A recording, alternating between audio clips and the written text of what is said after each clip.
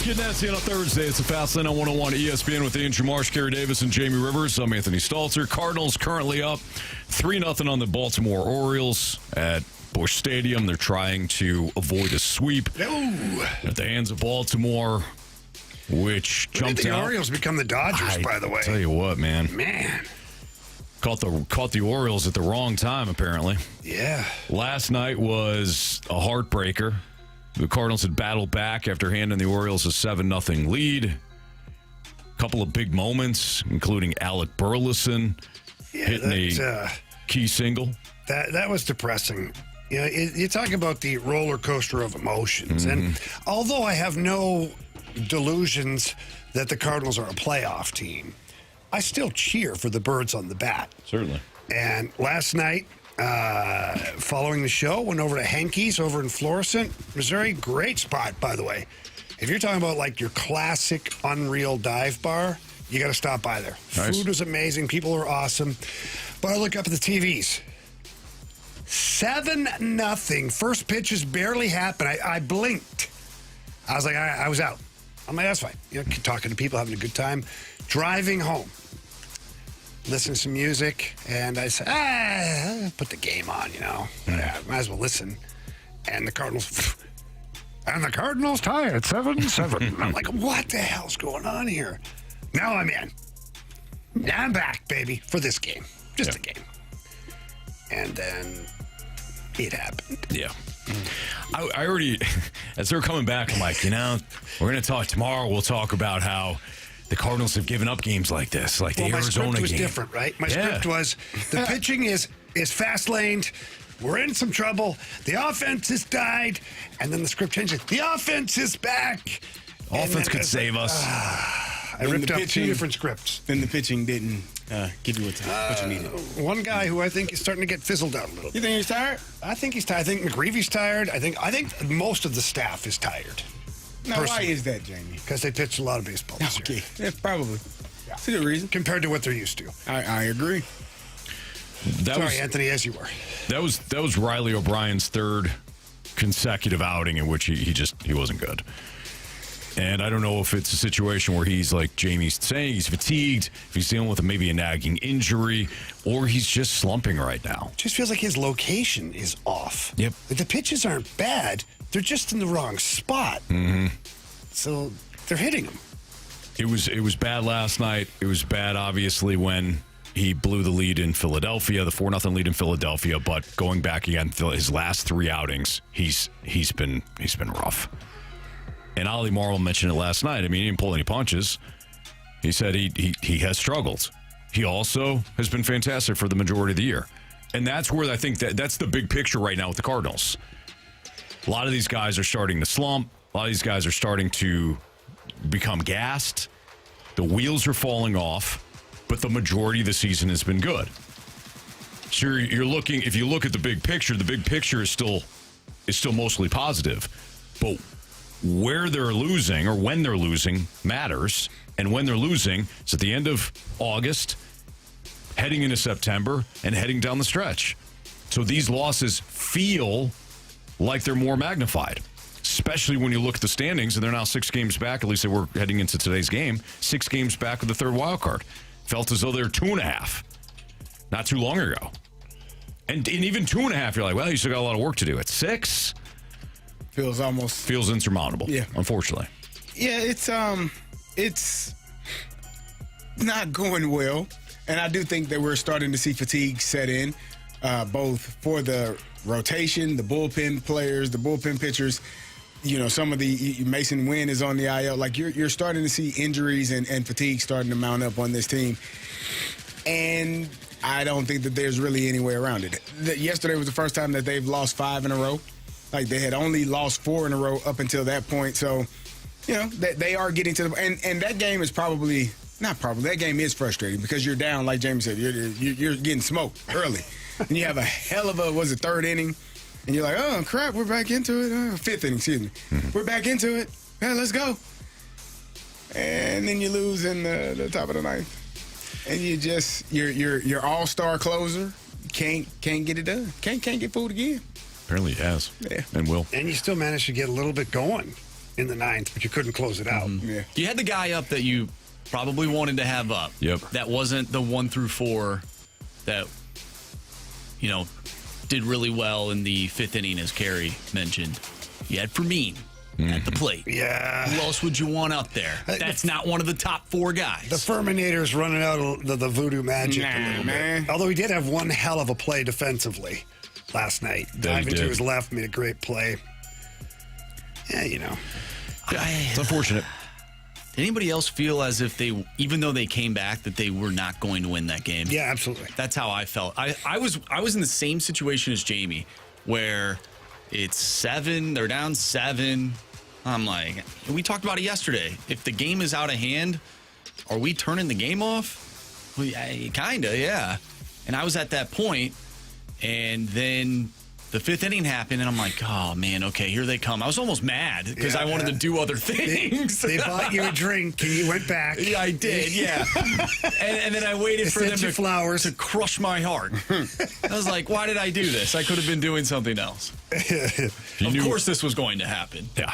Yeah, I felt the same way. I even though they came back, I'm like, it's kind of like the, Major League 2, Randy Quaid's out and then the outfield, the outfield bleachers. They'll blow it. They'll find a way to blow it. They always do. Where are you going? I'm done with this. Yeah, that's kind of how. That's where my attitude. I'm channeling Randy Quaid in that Major League 2 movie. That's unfortunate, though, because the first half of the season, our thought process was this team will find a way to win this game. Mm-hmm. And it just stinks that a few months later, it's the complete opposite. You got to still, though, tip your cap a little bit to the guys not giving up.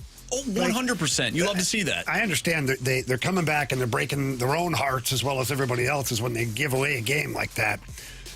But to be honest, you could kind of mail it in if you had to. Be like, whatever, let's just get through this game, And they didn't. Mm-hmm. They didn't. They kept coming back and trying, and the offense got going for a little bit. They got aggressive on the base pass. I love Nathan Church stealing third.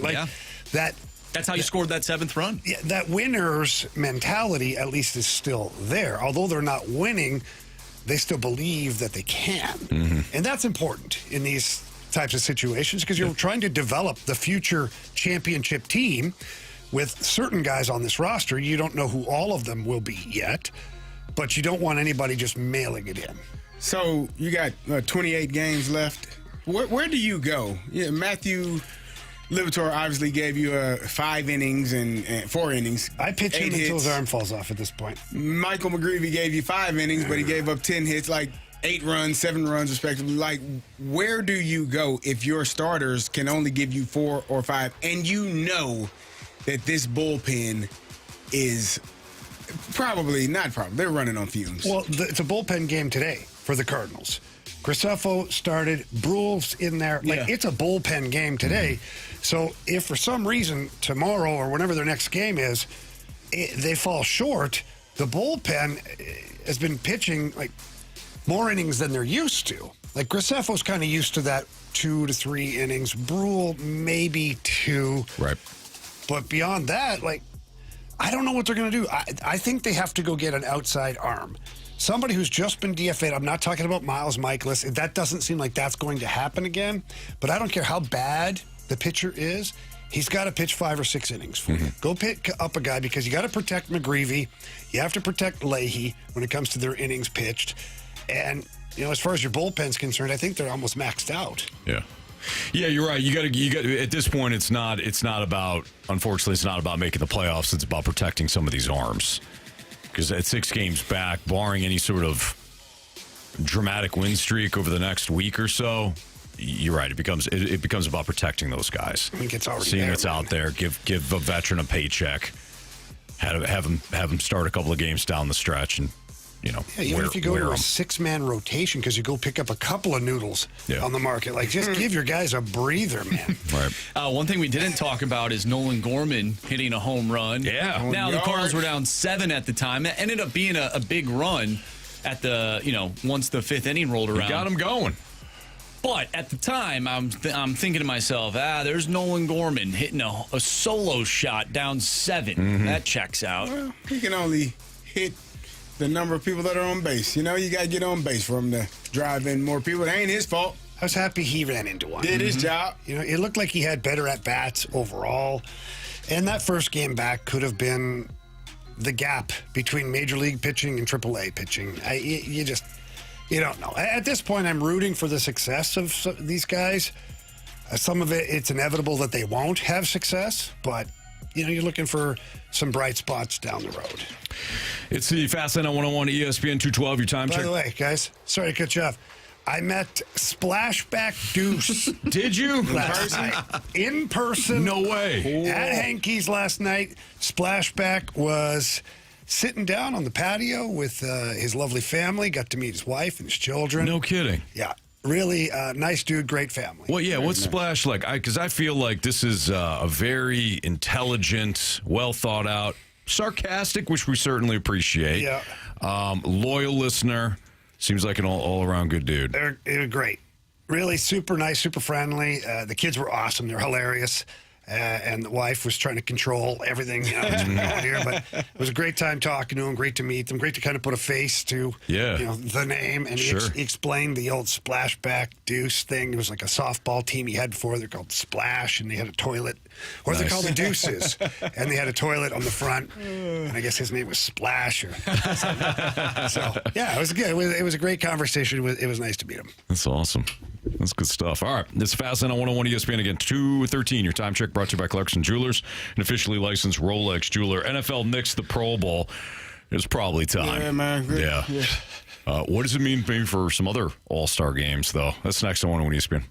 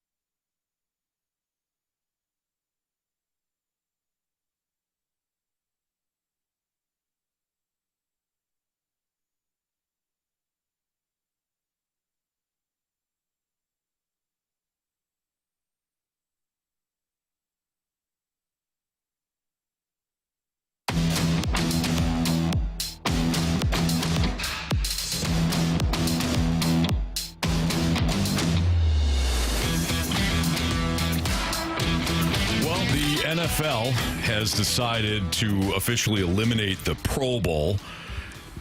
And CD, As somebody that grew up watching the NFL when the Pro Bowl was still not only popular, but I mean, still was an actual game. Yeah. And I don't criticize the NFL for deciding to do a flag football game to try to keep players healthy. It made no sense to continue to do it the way they were doing it, where guys were, barely tackling each other and things like that. But, for you, again, growing up, watching the Pro Bowl when it still was not only an honor, but a game. Yeah. What do you think about the NFL officially nixing it? It was a bit disappointing and surprising to see. Surprising, but not surprising, if that makes sense.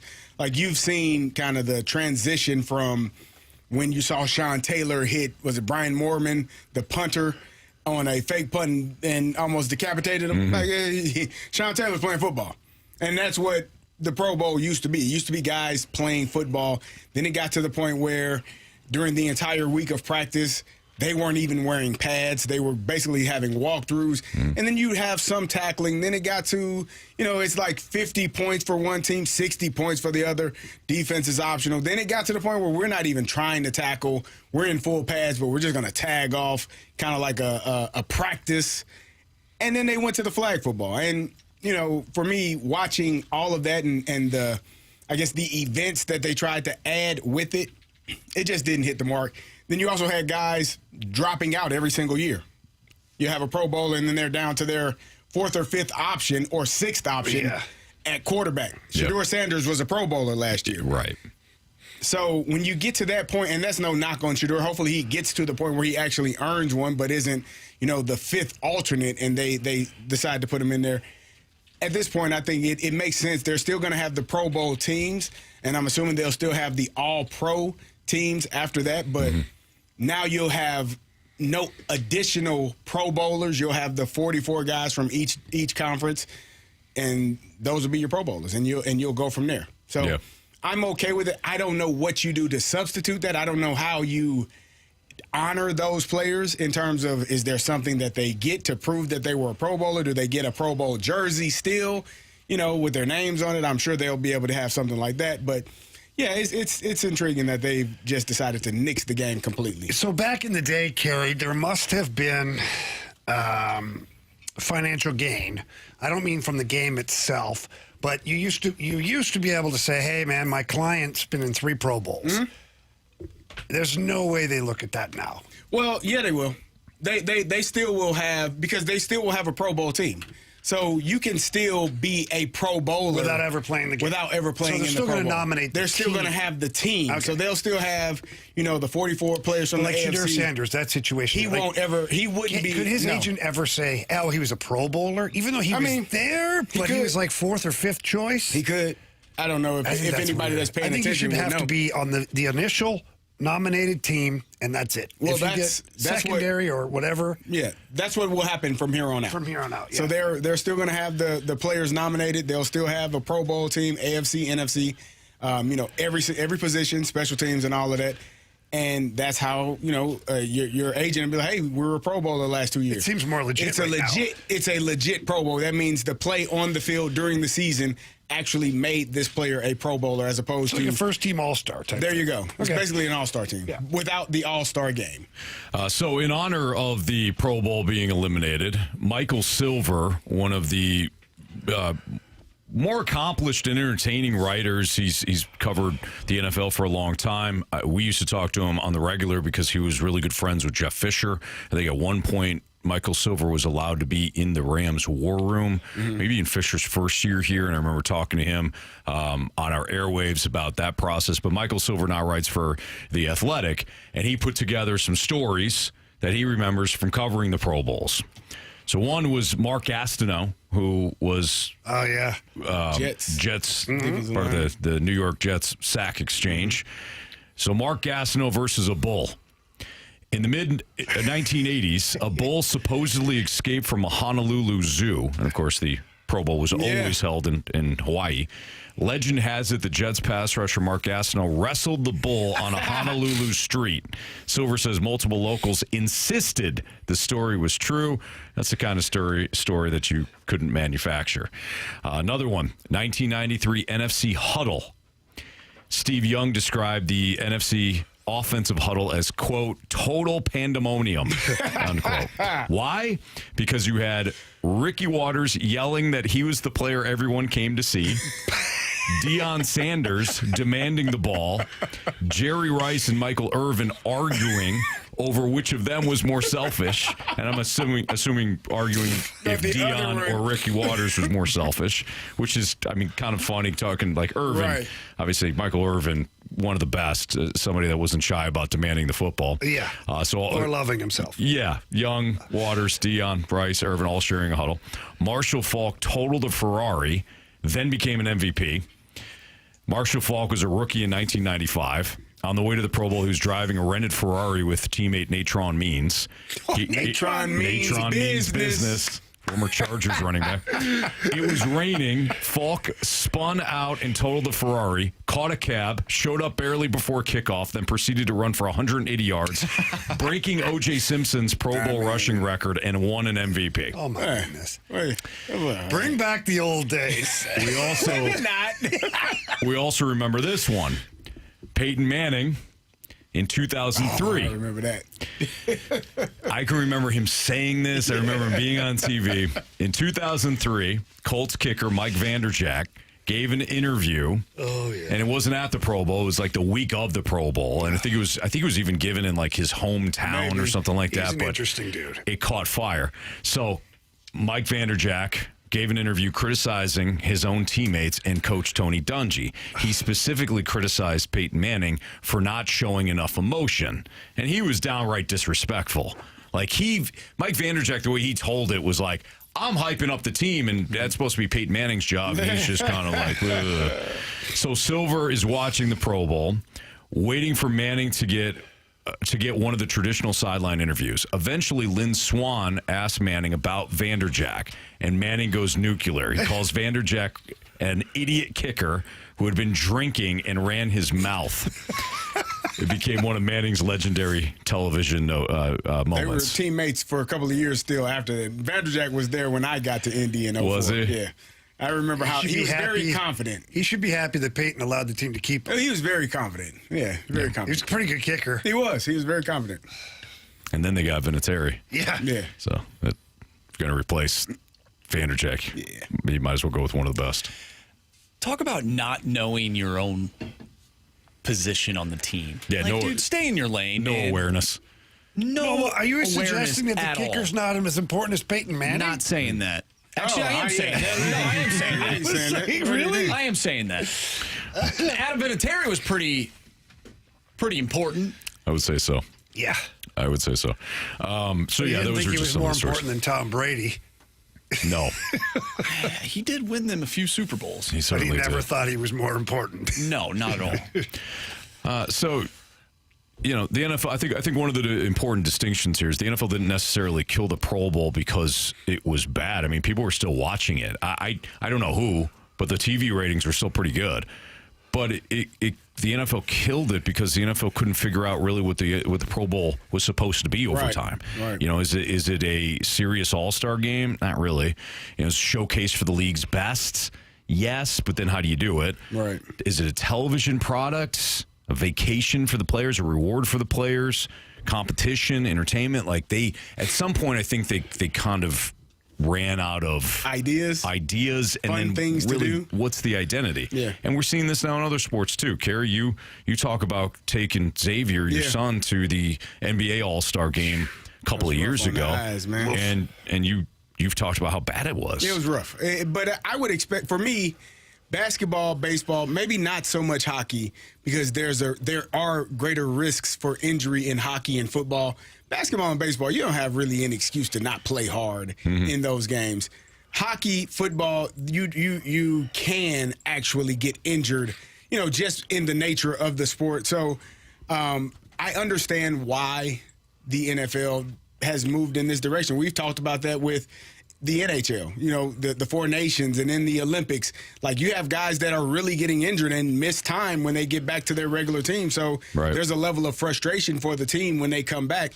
The Pro Bowl was at the end of the year, but the issue you had there was, hell, man, I'm a free agent. You think I'm about to jack up my shoulder in an exhibition game when I got $60 million on the line? No, sir, I'm not. Yeah. So that's kind of where they are. I hate to see it go, but I actually understand why it's gone. Yeah, I agree.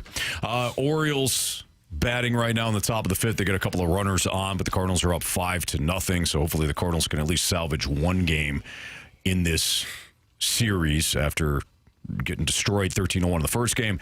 And then, unfortunately, after coming back from down 7 runs last night, they lose by 1. Riley O'Brien struggled again in the ninth. All right, if you didn't hear the audio live or maybe YouTube it, here you go. Here's Peyton Manning. Here's the audio, courtesy from ABC in 2003. Here we are. I'm out of my 3rd Pro Bowl. I'm about to go in and throw a touchdown to Jerry Rice. We're honoring the Hall of Fame. We're talking about our idiot kicker who got liquored up and ran his mouth off. So, hey, Al, Dan, what has the sports world come to? We're talking about idiot kickers. He has ruined kickers for life. Akers and Vinatieri, these guys are great guys. They've been getting killed all week because our idiot ran his mouth. So when I get home, I'll deal with it. Tony and I talked about it. It's kind of funny, really, when you think about it. Get in. If he is still a teammate, we'll deal with it. It remains to be seen. But the sad thing is, Lynn, he's a good kicker. He's a good kicker, but he's an idiot. 4 times he called Mike Vanderjagt an idiot. 4 times. And I love what he says. If he's still a teammate. If you're Vanderjagt, what the hell do you do there? At that point, you got to be blanking bricks, right? Like What you do is, you know what, Peyton, I am an idiot. Hey, come on, man. My bad. You're not wrong. I was like 8 beers deep. Man, I have been drinking so much, I don't even know what I said. Right, you go to me. Hey, P. Come on, P. You know me. Come on. Sorry, man. You remember those kicks I made? Hey, my mouth, not great. My leg, though, right? Damn good. Right, Peyton? Ice in these veins. Yes. Yeah, don't you forget it. So you knew Vanderjagt? He was a teammate. Yeah, he was there. I just remember, like, I don't remember who asked him a question, but they're like, who do you all think is the best kicker, like, in NFL history? And he literally like, you mean other than me? Because if you're not talking about me, I don't know who you're talking about. All right. I mean, he's pretty good. He's pretty good. The year before, he didn't miss a kick. Yeah, he's pretty good. Every field goal, every extra point, he was 100%. So if you're going to run your mouth, at least have a little bit of stuff to back it up. Yeah, it's true. Yep. Still don't believe that he was the one to fire everybody up, especially when Peyton didn't do his job. Well, everybody loves when the kicker gets all Oh, yeah. Nothing motivates you like a punter or kicker speech. He's in the trenches more than the other guys. There's a lot of things that motivate you more than a kicker and punter. Those guys don't really talk, man. Boys, you just get us over the 50 and I'll nail one through the uprights. I feel like the kickers, here's my perception of the kickers, is that they kind of have their own spot in the locker room, that nobody really talks to them.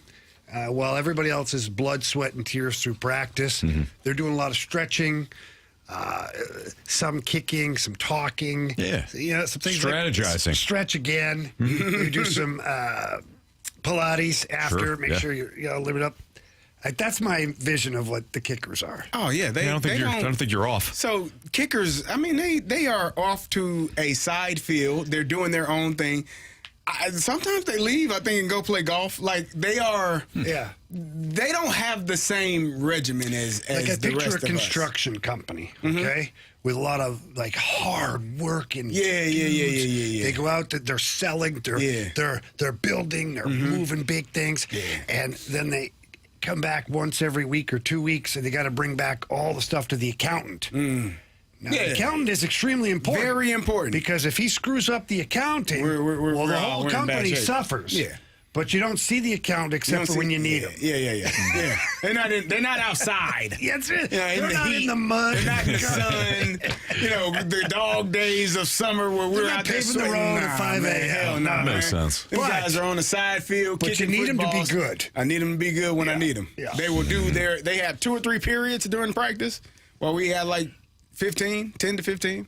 They got 2 or 3 periods, and then they, who the hell knows where they are, man? All right.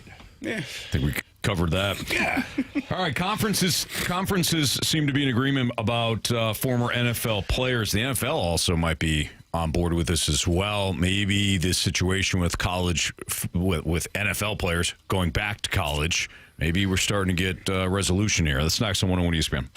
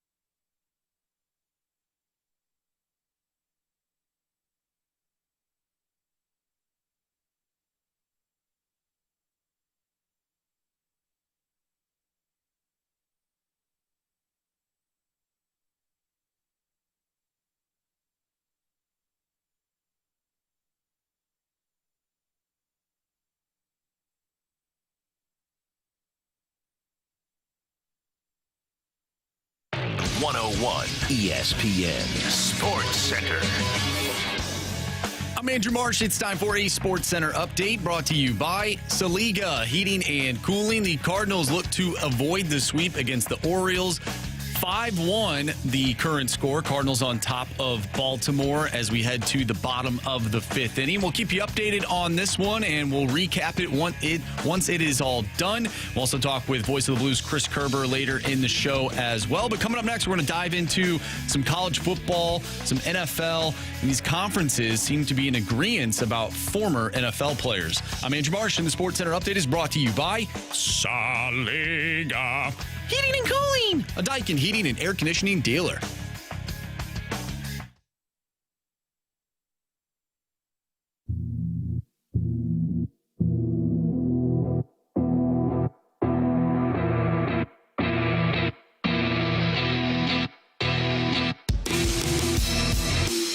Kerry, I know you've been following this story pretty closely because of just the absurdity of it all, with the NFL players going to OTAs or camps or even in, preseason games being released, and then at least 2 players trying to get back into college. But it looks like conferences not only seem to be in agreement about former NFL players, but I read a story today that the NFL is also like, yeah, you know what? If you try to go back to college, you're done for the full season. Yeah. You can be a free agent next year, because it's not like the NFL can just tell you, well, look, you're done, period. Yeah. But they at least say you're done for this season. Yeah. So if you go to LSU and play the full season, and then try to come back to the Cleveland Browns in January or December, like, no, right. It ain't happening. Yeah, it's you saw that the SEC and also the Big 12, the Big 10 was the first ones to kind of say, hey, if this happens. I thought what the SEC did was interesting, though. They kind of made it almost impossible for their programs to even think about making this approval for these players to join their teams. They put in penalties for any team that decides to do this. Half-season suspension for a coach, which I'm assuming is the head coach. The head coach will get a half-season suspension. That's a stiff penalty, man. That's good. Yeah, a fine that matches 50% of the sport's annual budget for that program. That's a huge one. That's a big one. And revocation of league voting rights going forward. So there are things that they decided to do that, I'm sure we're not done with this. I know that I'm sure that Daquan Wright and the other kid, Harris, are going to try to go back to that judge and get approval, and they're going to go back to LSU, and LSU is going to have a decision to make. Yeah. And the thing that's interesting is it's almost like there's this court ruling that says they can play, but how can you tell a business, which essentially the SEC is, how to run their rules, how to govern their bodies? Like, how can you tell them what to do inside their own entity? I think that's going to be the most important or the most interesting thing of how this whole thing plays out. Is Lane Kiffin stubborn enough? I mean, I don't know the man personally, but I from what I've seen, I would assume he is stubborn enough to try to make this work, but at what cost? Yeah. Because the voting was, I believe, 16-0 for the to approve this ruling, this rule for the SEC, which means LSU voted yes as well. So how do you get around that if you're Lane Kiffin? Didn't vote. Apparently, they're the one team that did not vote. So it's 15-0. 15-0. They abstained. Yeah, well, okay. So but the rest of the conference told LSU exactly how they felt about this. How this is going to go. Yes. But here's what we can't lose sight of is that I guarantee there's some legalities in it that can block the SEC and the Big Ten from carrying out. So LSU didn't vote to the penalties. They did vote to approve the banning of the pro players return. They didn't approve of they abstained for voting of the penalties. But they voted for being able to not have NFL players return, professional athletes return to college. What Lane Kiffin's going to try and count on here. And again, I guess the biggest question I have, it's not like Peyton Manning is coming back to your team from the NFL. Like, I know these are good players, but are they that good that you're going to be lawyering up against your conference and other conferences? Like, Jamie, that's a really fair point. You're right. And in that regard, it might not be a big deal. I would just go back to, and this is, I don't know if this is a separate point, but I would just go back to the rosters and the limits and what do you do if you have to try to get down to whatever the cutoff, the roster cut is. Yeah. So now you're telling a player, and you brought this up yesterday, Kerry, you and I are in a complete agreement here.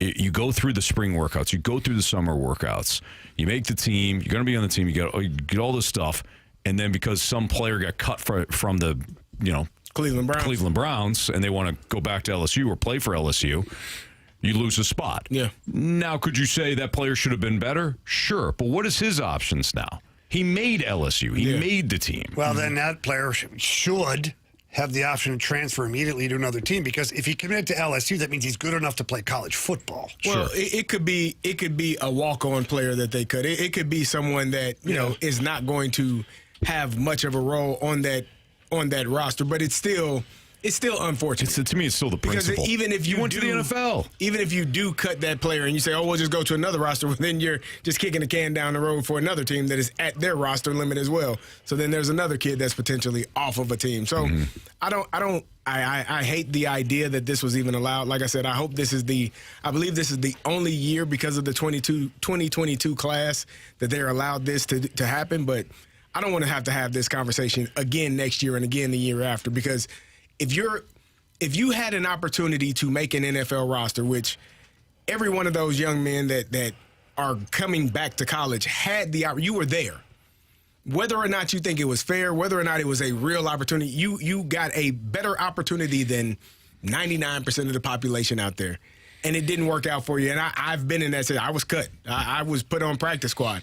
I thought I worked my butt off, and I knew I made the team, but I was put on practice squad. That's in the NFL. That's in the NFL. Yeah. Right. So you had the opportunity to do all of that, and now you're just going to go back to college. I hate the idea of it all, and it's not in the spirit of sport, in my opinion, how sport works. The transition from high school to college to pros. It ain't college to pro, then pro back to college. Right. That's not how that works. It's just weird how this is all happening. That's Super Bowl champion Carey Davis, Jamie Rivers, Andrew Marsh, Anthony Stalter. We've got Blues tickets to hand out. We've got your shot right now to score a pair of tickets to the Blues home opener against the San Jose Sharks on October 8th at Enterprise Center. Single game tickets for the St. Louis Blues 2026-27 season are on sale now, and this season is stacked with great matchups, can't miss giveaways, and fan favorite theme nights. You can text in to win free tickets to the Blues home opener. You got to be carry your football number at Hazelwood Central. 25. 25. You got to be texter number 25. In your program, number one in your heart. There you go. Right. If you're texter number 25 to 314-399-9646, you will win the Blues tickets for the home opener October 8th against the Sharks. You can also register to win free tickets right now at 101ESPN.com or on your 101 ESPN mobile app. We talk a lot about, not a lot, but we talk some about youth sports in America. And a lot of times we talk about soccer and how the youth soccer scene kind of impacts the upper levels of U.S. national soccer. Well, at least one person on Spit and Chicklets not thrilled with the youth hockey programs when it comes to what we're seeing right now in America and otherwise. You'll hear what he has to say. We'll dive into it next on 101 ESPN.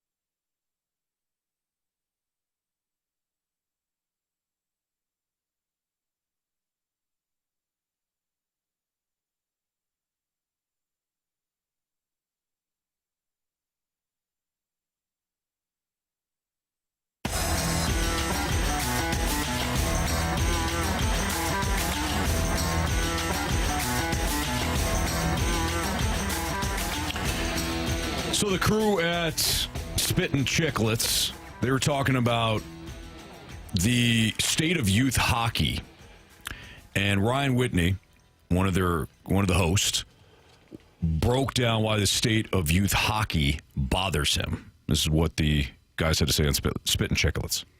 The landscape and what you have to do now is so brutal that I swear it's like, obviously my kids are playing hockey. Wyatt's starting this year. And it's like, do you even want them to be really good players? And maybe I'm totally not making sense right now, but you just, there's so much moving and shaking. There's never any, like, I'm on this team. I have a goal for the next, 2-3 years. Like, that would be normal when I was coming up. Hey, I went to Thayer. I'm going to be at Thayer for, I was there for 3 years. Most people there for 4.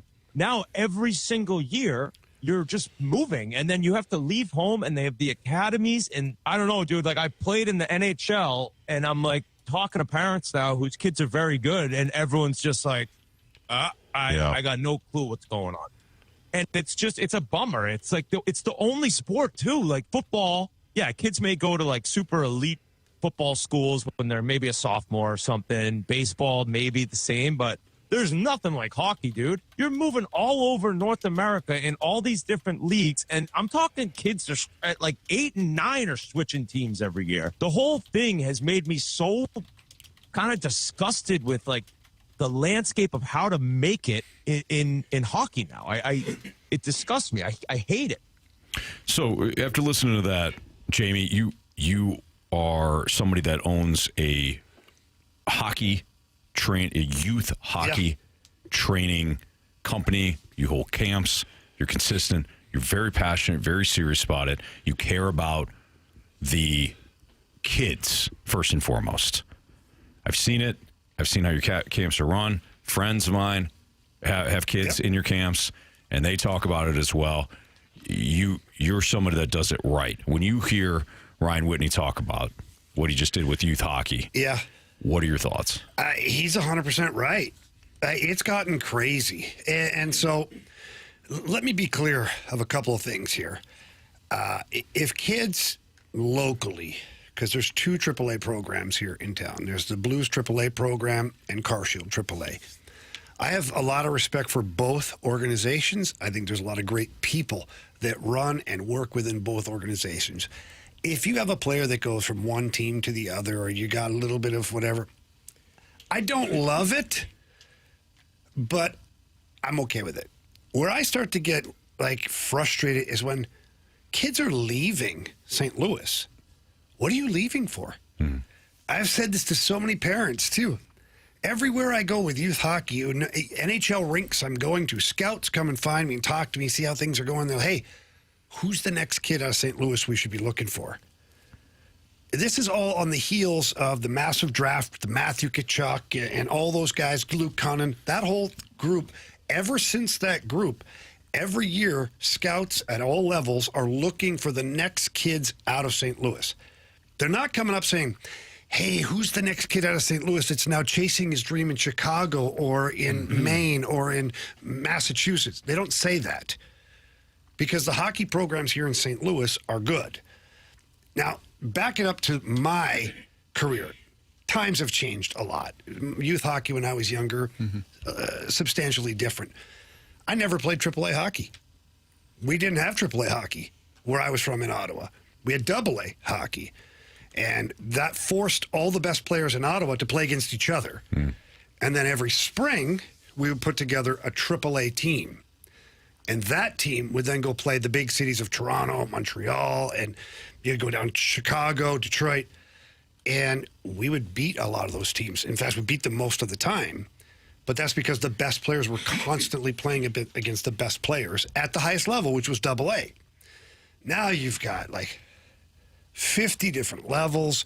It's really hard for the organizations to evaluate the kids properly, because you'll have 200 or 300 kids out at an evaluation for like 5 skates. How can you possibly figure that out? And then you have kids that are jumping from program to program, city to city. The number one thing I tell parents, if you are that good, 2 things. 1, you will stand out amongst all the other kids. It'll be noticeable. and whoever's watching games will notice your kid. Yes. Your kid and you should not be chasing the scouts. The scouts should be chasing your kid, if it is to be. And that way there, your kid can enjoy playing a sport, not being bounced around all over the place, switching schools, losing friends, missing activities, family gatherings. Right. Why? Because you're chasing. Well, there's a lot of scouts going to be at this tournament. Do you know what I found out as I was growing up? I didn't realize it, but they were finding me. Yeah. All of a sudden, there's 5 scouts in the crowd for a random game on a Saturday afternoon in, like, Pembroke, Ontario. Mm-hmm. And they're like, what are you doing? Well, they're here to watch the Rivers kid. That's their job. It's their job. And with technology the way it is, and with the way organizations can list their kids and their points and videos and upload goals and hits and things like that, scouts know where they're going. Believe it or not, scouts, a lot of times, too, they look at the kids who are the parents. I don't want to blame the kids. That's where I was going to go. The parents who are chasing, they kind of back away. Yeah, they're a little bit crazy. Yeah. I don't know about this guy. Right. I don't know about this kid. The parents are a little bit nuts. Yeah. You don't have to promote them. Let me watch them. Yeah. Yeah, and if they're good enough, they find you. That's what I was going to say. It's not really the kids. The kids only do what the parents are allowed. And I don't always blame the parents, because sometimes they just don't know. And they often, someone gets their hooks in them and tells them, hey, your kid, he's not playing enough over there. He should be playing over here. But there is something about staying in a place, learning the system and working with the group that you're with. If you can play, they're going to come find you, like Jamie said. And it's the same way for high school football. You got and being a public school coach, which I was at Hazelwood Central, and the private school coaches, which a lot of these guys are, and the battles that I've had with parents believing that there's better. Oh, the schools come. They only go to certain private schools. That's a lie. That's a lie. Every one of those schools that stopped by private school A, B, C, D also came to Hazelwood Central, Hazelwood East. They go to Normandy. They go to McClure. Like, it doesn't matter what school you go to. If you can play football, they'll come find you. And so the notion that my kid has to be here in order to be recruited, that's not true. That's actually very false. And somebody that told you that actually lied to you to try to make their team better and make you maybe pay a little bit of money and do something that is what they deem is best for them. But your child, if he can play or if she can play, they're gonna find you. Mm-hmm. Because when they start asking, man, who's the best? When they ask the other kids that they are recruiting at that school, oh man, such and such is a beast over there. Oh, okay.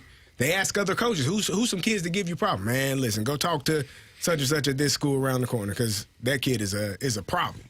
So it doesn't really matter where you are, but the jumping around does at times give coaches a bad taste, college coaches. They're like, man, this kid don't know, this parent, I don't know if I want to deal with this nonsense, especially with NIL and the way that is now. If you get a kid that's been to 3 different high schools, well, I can guarantee you're going to try to find 3 or 4 different colleges before the time is up. Right. Mm-hmm. So something to think about for parents. It's more so the parents than it is the kids. But again, the parents just do not know. And if you are unsure if your kid is at that level, I hate to break it to you, probably not. He or she is probably not. Right. Like if Someone's you're unsure, tell you. Yeah. If you're unsure, like I had a parent ask me one time, there was a recruiting service contacting her son over and over and over again. Pay us $1,000, we'll get your son a scholarship. Yeah. And she called me, she's like, Coach, I don't really know. This sounds, my son keeps saying that they want, but it's $1,000, it doesn't make sense. I said, I'm just gonna be honest with you, your son doesn't start for me. The possibility of him playing any college football is slim to none. Mm-hmm. Because he doesn't start at high school. Yeah. And he's a senior. He's not the best here. He's not the best here. Right. Like, if your kid is the best where they are, people will know that they are the best where they are. You don't have to put them in the best place for them to be successful, right, because that's only going to be temporary. Let them be kids, develop them. They'll find you. And here, a little bit of a talk here to any coaches that are out there, youth sports coaches. Do your job. Your job is to develop kids to the highest ability that they can reach. It's not for you to win the most games every year And for you to sandbag it with some kid who you're holding back because you want to have him or her play on your team because it makes your team better. No. They're not. No one's coming to hire you as an NFL coach or as an NHL coach while you're coaching youth sports. Develop the kids the way you should be. Your mission is to get them to the highest level they can potentially reach. And if they're too good for your team, it's your responsibility to tell the parents and the organization, this kid needs to try out at a higher level, or hey, excuse me, if it's hockey, your child needs to, this spring, be out with the AAA Blues or CarShield AAA because they're too good for this level. That's the coach's responsibility. Not, stay here, you'll get better coaching, we're going to win a bunch of tournaments, and it's not about you, dude. The coaches are problematic too. Sometimes. Some of them. Sometimes. And I'll say this, again, going back to the kids leaving St. Louis, do you know how many Blues alumni, NHL alumni, college alumni, junior hockey alumni that are coaching here in St. Louis currently? It's crazy. Up and down the roster of coaches in any organization here, you have all kinds of hockey knowledge. The thought that you would leave to go to a program coached by God knows who, wherever you're going, is just asinine to me. I know things are a little bit different hockey-wise since I played. There was only one AAA team. But, I know kids that played Central States, and they played Central States up until, later part of high school. And then they finally made that jump to AAA. But then they went and got a scholarship. They went to the OHL. They didn't play AAA right away. They worked their way throughout youth hockey, incrementally getting better until it was their time to be on that team. Becoming the best where they were first. Absolutely. And then they went on to the next step in their hockey journey. We get a great question here. Fantastic question from the 636. Says, what do you and your son do if you don't have $20,000 a year to pay for your kids to play AAA hockey? You know what? It's not quite that expensive, but it is expensive. If you're having financial issues, for whatever reason, whether you're in a rut or you just financially you don't make enough money, and your kid is good enough to play AAA hockey, AAA Blues and CarShield have scholarship programs. You apply. It's very simple. It's anonymous to the whole organization except for the people on the board that are handling it. I know this because the Blues alumni, every year, we have a certain number of financial scholarships that we allocate to these programs so that kids who are good enough to play are not held back because of finances. But you do have to inquire. If your kid, boy or girl, is good enough to play at that level, you do have to inquire about the possibility of a scholarship to help you out a little bit. There you go. Jamie Rivers, Carey Davis, Andrew Marsh, Anthony Stalter. It's Fast Lane on 101 at ESPN. Have NFL teams given up on the grace period for young quarterbacks? Micah Parsons had some thoughts on that in the Edge podcast. We'll let you hear it next on 101 ESPN.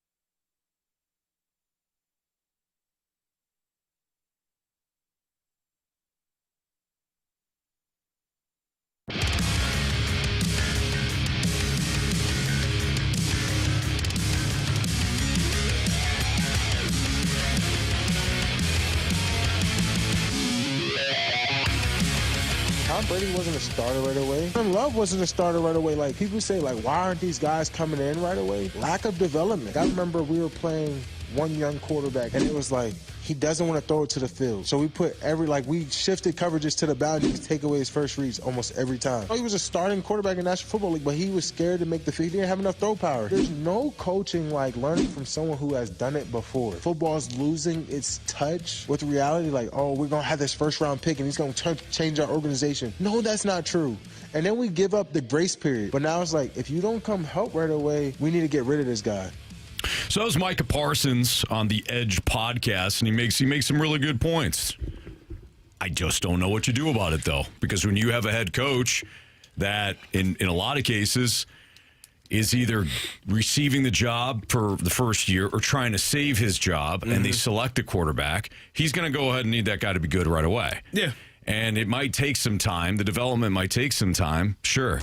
But you're not always guaranteed, if you're a GM or you're a head coach, that you're going to see a fourth year, a fifth year with a player. And not all players need to sit like Jordan Love did, or have an opportunity, really, to sit like Jordan Love did behind Aaron Rodgers. They're not all perfect situations. And the Packers were heavily criticized when they selected Jordan Walker. Jordan Walker. He'd be hell of a Jordan Love. defensive end if he were. He certainly was. He's a big dude. No doubt. Not some QBs can start right away. I think the best situations that we've seen over the past few years, past 10 to 15 years, are quarterbacks that actually do get to watch. Right, you Patrick Mahomes sat an entire year, minus the last game of the year, watching Alex Smith before he became a starter. You talked about Tom Brady is probably the most famous one that we know of. Jordan Love and Aaron Rodgers both had to sit. That organization has done it right. They've had three quarterbacks for the last, 25, 30 years. Like, they've done a fantastic job of the natural progression of one quarterback leaving and the next quarterback already in-house, ready to take over and become the starter. That makes the most sense in terms of how to do it. In my opinion, when you're a newer head coach, a first-year head coach, ideally, you want to draft the quarterback that you want, because at worst, you got 2 to 3 years of being as that head coach, and you can give your quarterback that you just drafted, Clint Kubiak and Fernando Mendoza, come into mind right away. Your first year as a head coach there, you draft your first quarterback, and you got a veteran quarterback to kind of ease the transitional pain that comes with some of the nuances of being a rookie quarterback. You don't have to worry about it. But when you are a fourth-year coach and you have struggled with the quarterback that you've had, and damn it, I've got to draft a quarterback in this year's draft. This might be my last year, man. I'm going to play this guy come hell or high water. And if he thinks now, we essentially ruined the coach's job, that quarterback's confidence, and the organization all in one fell swoop because we decided to rush a guy out there that was not ready. Sure. And when you hear Micah Parsons talking about they knew there is nothing that you can put on film that teams are not going to be able to attack. It could be the most minute detail known to man. I'll give you an example. When I was playing running back in college, on pass plays, I never put my mouthpiece in. Never. I needed to breathe. I was like, I ain't going to really hit nobody. If I get hit, I can protect myself. On run plays, I put my mouthpiece in. My running back coach came to me. He said, hey, man, been watching you. He said, I got a friend that watches every single game. He said, every run play, you put your mouthpiece in. Every pass play, you don't. Defense is going to figure it the fast lane out. You might want to figure it out as well. Okay. The Rams won a game that way. Minute details. Yeah. What? I didn't know. Frank Gore of the 49ers. This was the Colin Kaepernick, Frank Gore. Who else was on that team? There was Michael Crabtree. Yeah. They were loaded. Patrick Willis on defense. It was when the 49ers with Kaepernick went to the Super Bowl. I don't know if it was the Super Bowl year or one of the years maybe they went to the NFC Championship game and lost to the Seahawks. So one of those years they came to the Dome and the Rams shocked them. And the Rams defensively just shut them down. And we're talking to James Laurinaitis. And Laurinaitis at one point admitted we had a tell, and it was Frank Gore, and it was the mouth guard. Really? he would put the mouth guard in. If it was a run play, Yeah. he'd let it swing on that face You gotta mask. breathe, man. If it was a pass play, and they knew it every time.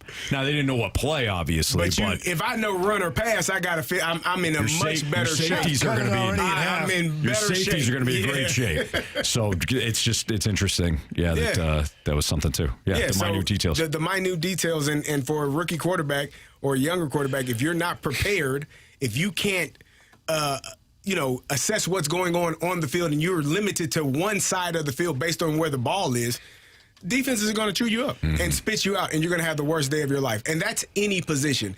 We watch so much film on players, and not so much the plays, but players, how they move, where they line, how they do. You know, you feel like you've been dating this person. I know you, man. Yeah. I know everything I need to know about you as I prepare for this game. Now I just got to go execute it. And if you execute it, you usually leave that quarterback or that position player in bad shape. Going back to what Micah Parsons was saying about, the NFL doesn't develop these guys anymore.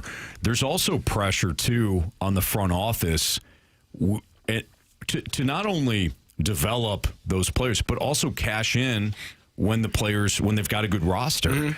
So, for example, you might have a running back or a wide receiver or, the defensive player of the year on your roster, and you don't have time to develop the young quarterback. You need that young quarterback's timeline to match up with where you're at right now. Right. Because at some point, maybe the quarterback's ready to go, but the rest of the roster stinks. So you're constantly fighting a timeline with your roster, and I think that impacts whether or not you can develop a quarterback quickly or not. I think we're seeing that in Minnesota. Sure. They had 1 year. They said, that's not good enough. We got to go get somebody else. Right. Because we don't have time with one of the best wide receivers in the game and a defense under Brian Flores. We do not have time to sit around and try and figure this out with J.J. McCarthy. We're going to try and wipe our hands clean. I don't know what they do with him, but he's not the starting quarterback anymore. Right. Because they feel they got to go. They have the roster to compete. Will they win a Super Bowl? I highly doubt it. But they have the roster to compete in a really dangerous division. They can't fall behind. No. All right, that's Andrew Marsh, Kerry Davis, and Jamie Rivers. I'm Anthony Stalter. Our weekly chat with Chris Kerber is next.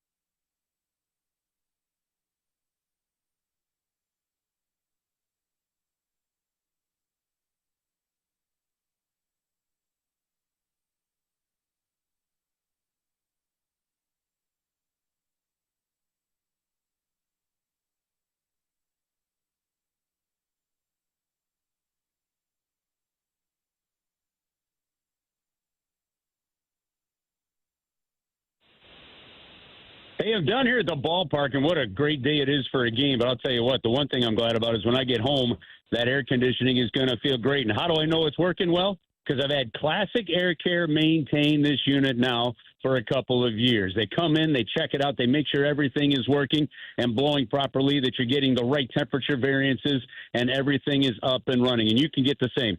ClassicAirCare.com is where you book an appointment. You can also have them come out and not just check out the unit, but if you need a new one, in 4 simple questions, you can find out all you need to know and get a quote at ClassicAirCare.com as well. Now, Classic Air Care is giving back to the community in a great way. It's the Feel the Love campaign in conjunction with Lennox, where they're giving away a free heating and cooling system to somebody that's nominated a local hero. So get online, ClassicAirCare.com. If you know a teacher, a nurse, a firefighter, a policeman, somebody that's a local here. Maybe it's just a neighbor that is just kind to people for all the right reasons. Nominate them today and help them feel the love. They could win a new, brand spanking new heating and cooling unit free of charge from Classic Air Care. It's the Feel the Love program at ClassicAirCare.com.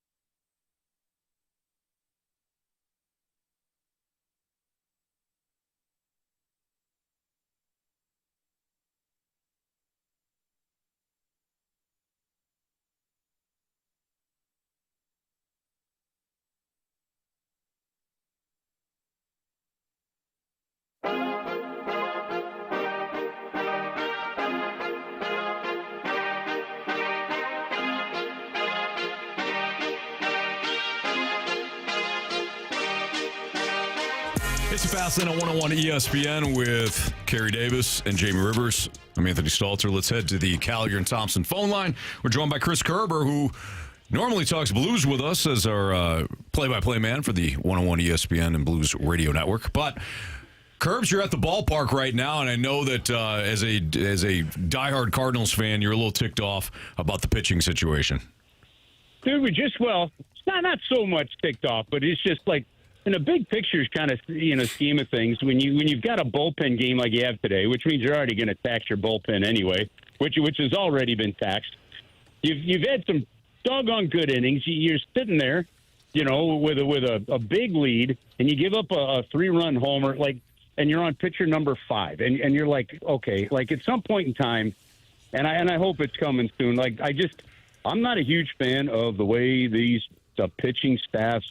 And this isn't a Cardinal thing. This is a get off my lawn, old school pitching thing. The fact that it's a positive when your starting pitcher gets to the 6th inning, right?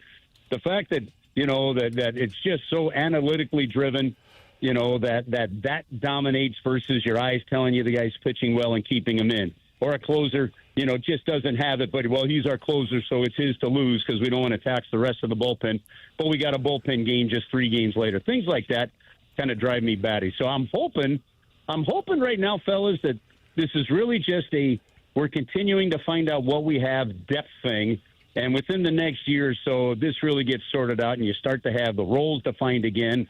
And these things become more reliable because, man, oh, man, right now, if there's anything that is not reliable with this team, and I think it's kind of expected, it's the pitching. Curbs, let's stay hot here for a second.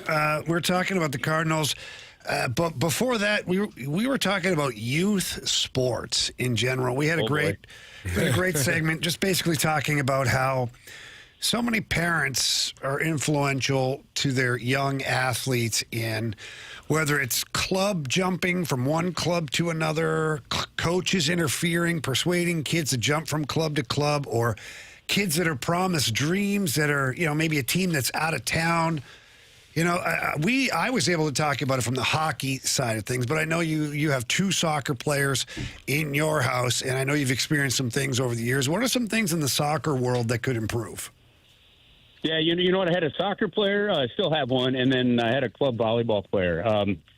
Honestly, Jamie, I think it's exactly what you were talking about. The integrity of this, where you start, and it's one of the reasons I stepped in and started helping manage our team was I'm just watching things happen that shouldn't be happening. You know, our players being poached by teams within our same club, right?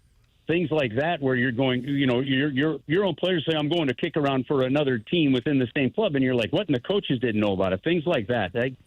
Look, in the end, if you have a good coach and you have a good culture, right, your kid is going to succeed, and then their level of care, their level of talent, their level of ability is going to dictate it, and it's going to show you. And all your job as a parent is to fan it and fuel it and help create the opportunity. But, you know, we've had to protect, you know, the soccer team from a lot of poaching, from a lot of stuff, and we've kind of got things over a couple of years finally settled down. What I'll tell you on the volleyball side that's kind of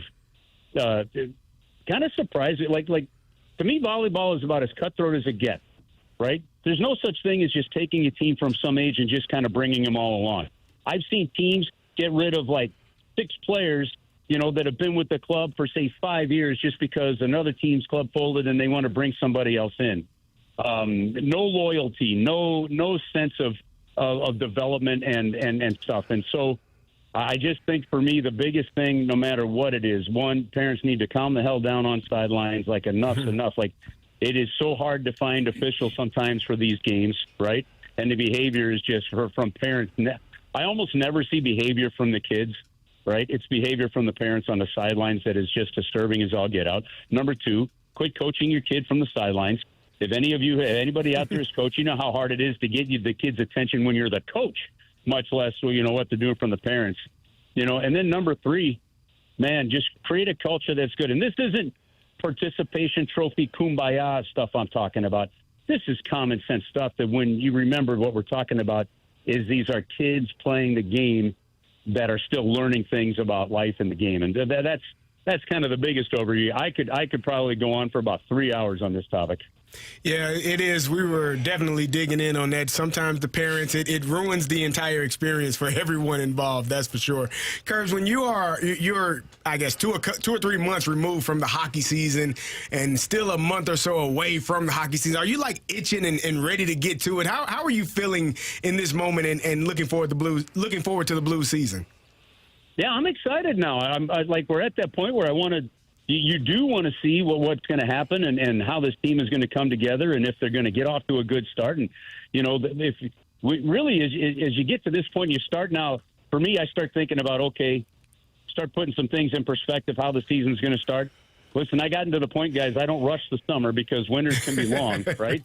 And I'm perfectly happy sitting here watching the Cardinals play versus sitting in Winnipeg right now, right? So, that I'm good with that, but like, if you think about this Blues team right now, guys, like, there's actually been a lot of changes. And there's some massive decisions. Like, if you're thinking, well, Stenberg's an automatic, you know, or Lindstein's an automatic and things like this. Well, when you go out and they sign a Brandon Carlo, right? Well, how does that look with a Lindstein? Who is out? Things like that. And it's not just McTavish, and you forget about sometimes a trade for McMichael, right? It's, to me, that – like the Ross Johnson signing to me was changing the DNA of your team, big time signing, you know, even though it doesn't have maybe the same sex appeal as a McTavish trade. So and then you've got 2 brand new coaches. I mean, there's a lot that has to come together for this team, and it's got to come together at the beginning of the year quickly so they don't chase it. So, yeah, I'm getting geeked up and more excited about it, but I don't need to rush it because it'll come quick enough. Kerb, you mentioned a couple of forwards, and the Blues seem like they have an abundance of them, but there's a name that we've been hearing for the last couple of years, and I really want to know what his opportunities are to make this team, and that's Justin Carbonneau. Does he actually have an opportunity to make this team with all the additions that they've made this offseason? Okay, I think legitimately you could say, yes, he has an opportunity. I also think, though, that because of the way camp is structured this year, I wonder if that opportunity is made a little bit tougher by being just 2 weeks and then you're into it versus having a few weeks and maybe playing as many as 5 preseason games, right? He came in, I guess he got a little nicked up, you know, when he came in to play those playoff games down in Springfield. So he only played in 3 of them. And I was told you could definitely tell that, you know, the pace was a little eye-opening for him. and Jamie knows this because Jamie got a chance to meet him and interview him. I believe it was in Ottawa this past year when he came to see the Blues play. The one thing he's not short of is confidence, and that's not a bad thing. That's a great thing. If you look at what the Blues have done, you look at the adjustments that they've made, if guys like Buchnevich and Holloway and the top six play out the way it should, you have to ask, is he going to be better off getting even a half a season seasoning or more with Steve Ott down in Springfield playing in every possible situation versus up here? So I'm not so sure that the Blues are going to need his services right now. I don't know that unless he really comes in and just lights it up and never looks back. I think to me it's going to be a situation where the organization might be served by protecting some depth there because of all the forwards that they have. Having said that, I can't wait for him to get here. I believe the guy he's got this attitude and this thing about him that to me that's an it factor that can make you great, and I hope we see it. Curbs, you talked about being at the Cards game and not, up in Winnipeg. It's funny you say that. I know you have your phone with you and social media runs wild, but I'm not sure if you're aware that Connor Hellebuck and his camp have officially posted everywhere that they have requested a trade out of Winnipeg and that it has been months that they've been requesting this trade behind closed doors, but now they're going public with it. I mean, what are your initial thoughts on that right now, that Hellebuck leaving Winnipeg and obviously the effect on the Jets?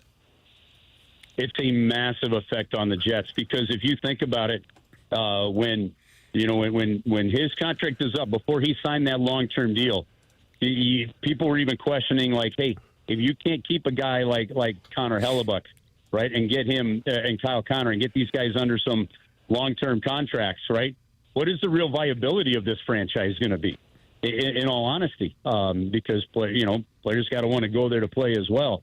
This one's huge. It's not at all surprising. There was enough smoke. Now, at the same time, it wasn't that long ago he committed to stay in there long term. So I don't know that Winnipeg is, under great control. But, guys, here's the thing. Like, we're seeing this now. You see it all the time. We've just seen it happen a couple of times with City, actually, with Hartle and frankly, Edward Leuven. At the same time, like, eventually, if a player says, I think it's time for me to go, right, and things aren't going to work out the way they want and they ask for the move, I think you're better off finding a deal to get him out of there because the longer that goes, it becomes a massive distraction. And the other factor here, like, for those U.S. Olympians, right, that were playing up in Canada, I think the last two international soirees, the four nations in the Olympics, right, have really changed their experience of playing up in Canada, and I'm not at all surprised by this considering all those factors. Curbs, the Orioles just scored another run at 6-5 now, so we're going to let you go so that you can start concentrating on the game again. I appreciate it. Well, it's pretty good. I got Rooney and Ricky in the ear up on one side here. The game's on the TV on the other. Hopefully pull it out. I love it when they play the Orioles, though. I just imagine they're playing the old St. Louis Browns. There you go. I'm actually, it's kind of amazing. Like, it was the Browns that moved to Baltimore, became the Orioles, right? Mm-hmm. But, like, that part of their franchise history is pretty much, like, washed out. Yeah. Like, if you dig in on the Orioles history, it is kind of amazing. But, no, appreciate it, guys. That's a lot of different topics you guys have picked. Hey, might as well. Until hockey really gets going here, we might as well cover the gamut, right? Yeah, listen. Enjoy the rest of a little bit of the summer, Kerry. We'll get the New York Giants up and running here, and then we'll have a whole bunch of stuff to talk about over the next few weeks. See what they look like this year. They got to be better. Like, we're about to find out that a coach actually matters. Yeah, we'll see how much. All right, Curbs, be good. We'll talk to you next week. Sounds good. See you guys. See ya. All right, that's Chris Kerber here in the Fast Lane on 101 ESPN. Why don't we do some sports six-packs? If you've got any questions, send those into the Air Comfort Service text line at 314-399-9646. It's our Air Comfort Service text line. Again, any questions you have, sports or otherwise, send those in, and we'll do part one of the sports six-pack next.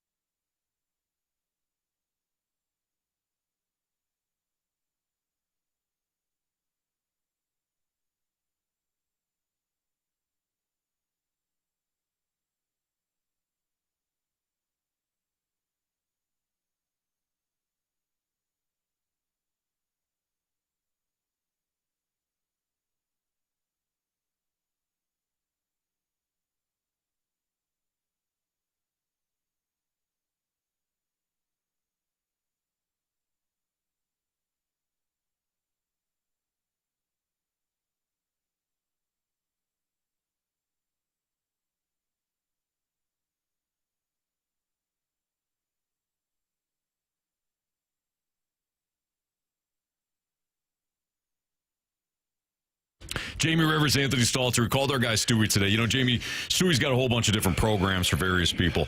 What do you got for people in the medical field? Anthony, this is great. If you're a nurse, a therapist, anything related to the medical field, you can get 100% financing, no down payment, no PMI. Now, when you go conventional, if you borrow more than 80% of whatever you're going to buy, you have to go ahead and pay this nasty thing called PMI.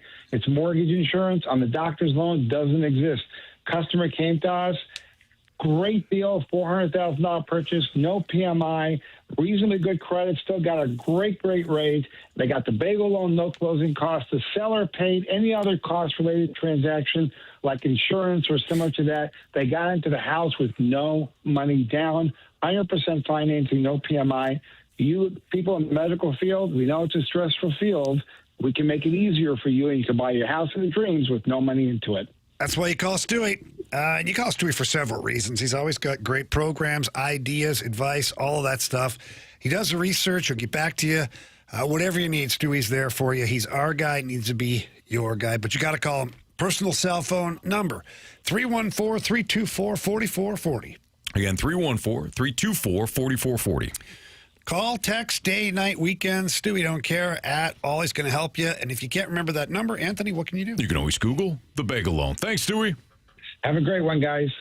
NMLS number 226715.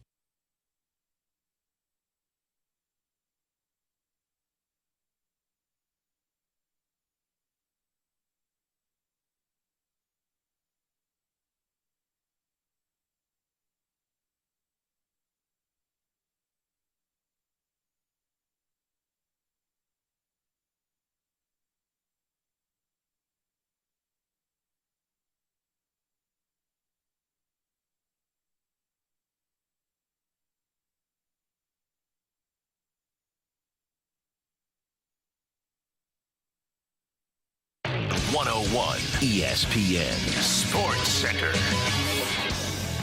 I'm Andrew Marsh. It's time for a Sports Center update brought to you by Universal Windows Direct. The Cardinals currently lead the Orioles in the top of the 8th inning. 6-5 is the score. We'll keep you updated on this one as the game will conclude hopefully here soon with the Cardinals win. We talked not too long ago with Chris Kerber. In fact, last segment. If you missed that interview, make sure you go to 101ESPN.com or check out the free Dobbs Tire and Auto Center's 101 ESPN mobile app. Just head to the podcast page. You'll find all of our interviews and all of our shows there, and it's all brought to you by the Schaefer Door Company. We have our Sports Six-Pack coming up next, so send us a question to the Air Comfort Service text line, 314-399-9646. We'll answer those questions next. I'm Andrew Marsh, and this Sports Center update is brought to you by Universal Windows Direct. You'll be saying, I love my windows.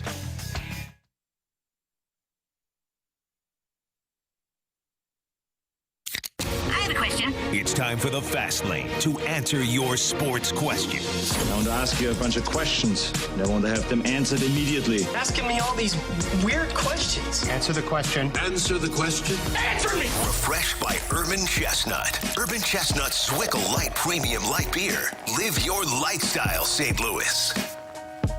Time for part one of the Sports Six-Pack here in the Fast Lane on 101 ESPN with Kerey Davis and Jamie Rivers. I'm Anthony Stalter. Marsh, hit us with question one, please. Question number one. All right, from the 618, what is the hardest thing you've accomplished?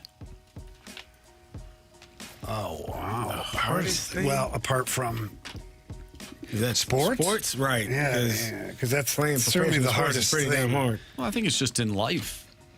Oh, and So it could be something to do with your career. I'd say based on the percentages of athletes that make it to the professional level or the highest level, I think Kerry and I would say, I'm not going to speak for Kerry, but making it to the NHL and then staying there for as long as I did is definitely the hardest thing that I've done. It's hard enough to get there. It's even harder to stay there because every year that you're there, there's somebody new the next year trying to take your job.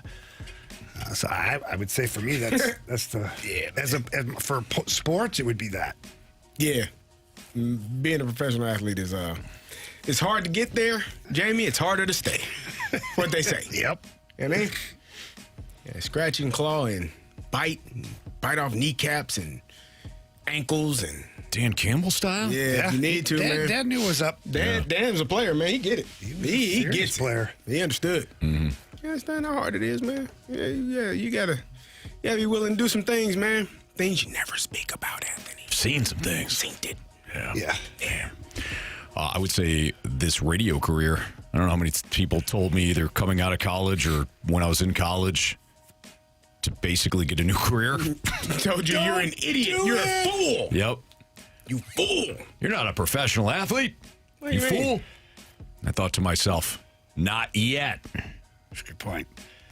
I never was, but can't work with the radio thing. Anthony, it's not over. No, hell no. Man, come on, man. No. Aaron Donald's coming back. Exactly.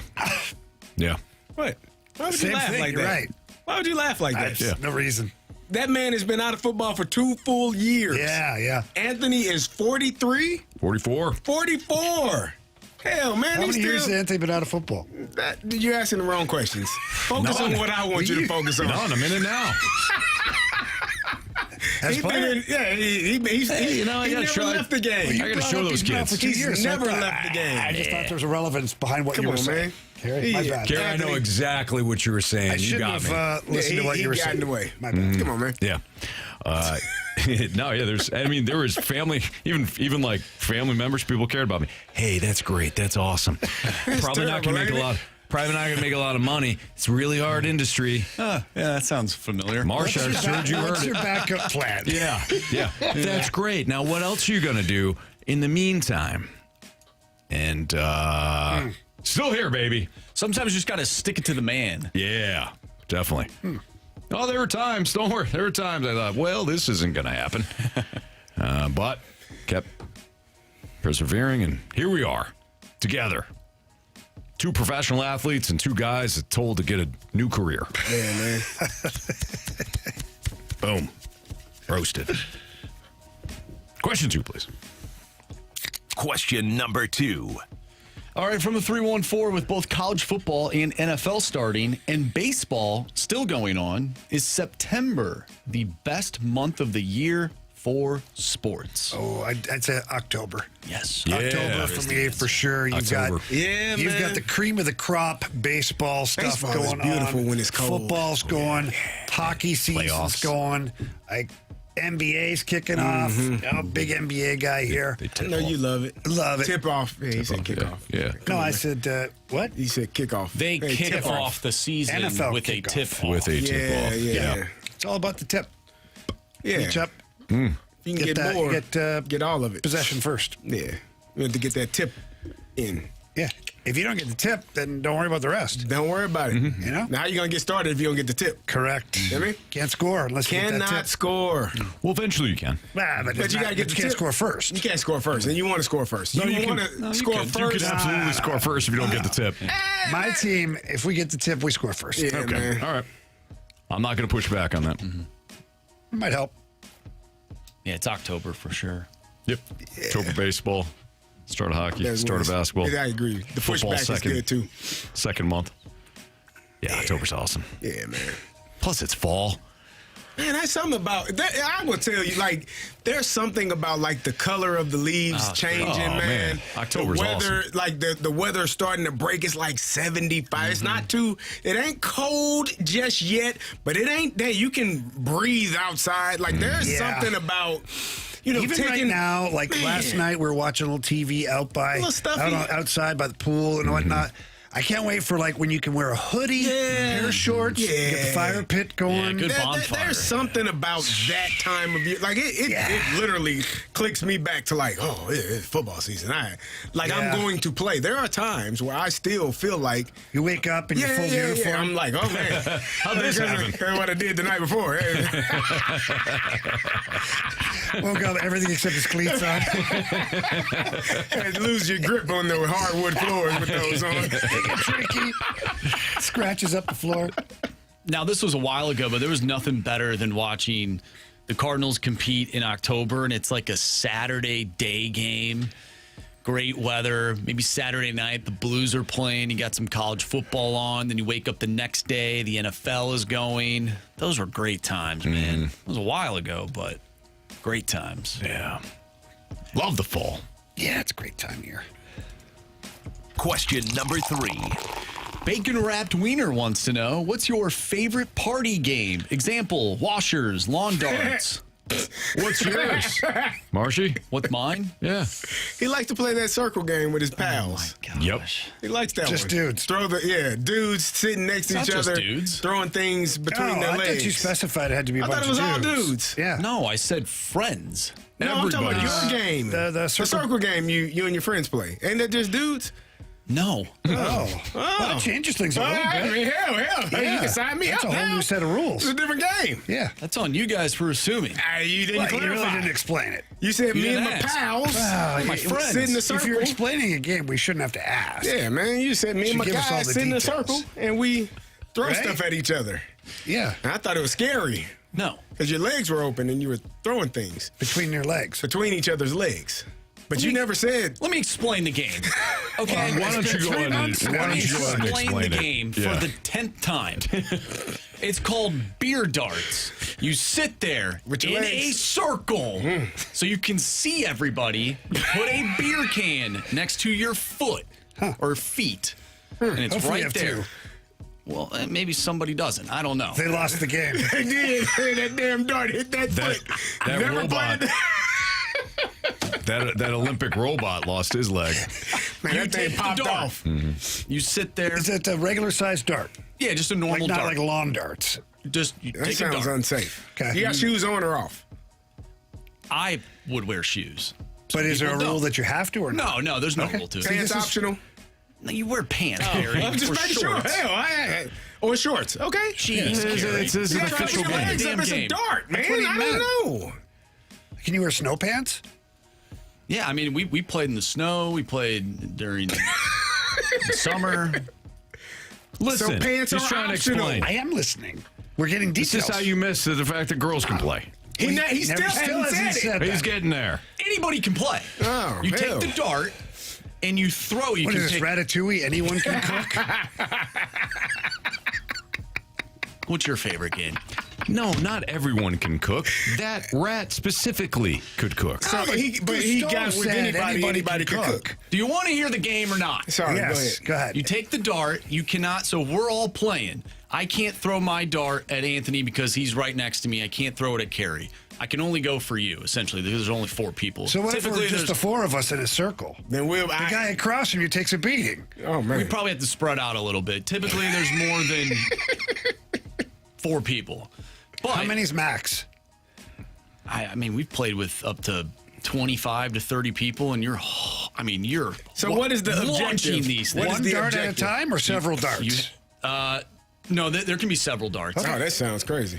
Now, this is a regular dart, not a lawn dart. There's a regular we've dart. established Yeah, that. we Yeah. established that. Anthony I don't should be care. You weren't listening. You have the beer can. You told us to listen, and then Yeah, you're not you're listening. What the saying hell are you're you doing? How hard do you throw it? You're trying to pierce the beer can. So if there's wherever you throw the dart, let's say it hits the middle part of the beer can. Yeah. You now have to drink your beer Till it's not spraying anymore. till it's not spraying anymore. Okay. If you hit the top of the can, you have to chug the whole thing. Okay. Does And the then- dart have to stick in the? It has to pierce the can. Has to make a hole. So All right. you make the hole, and then Gotta once make it it starts spray. spraying out, you got to drink to the level of the hole. And then once it's a good done, idea. you get another one. And you Okay. just sit there, you hang out, you So talk to people people. are drinking, throwing darts at one another, Oh, and yeah. multiple darts. It's not safe. That does not sound safe at all. But it's a You fun should time. definitely wear snow pants during this game. I think we try And it. I don't want to play that. I've seen somebody Gary, get, sit across No, from me. hell no, man. Hell no.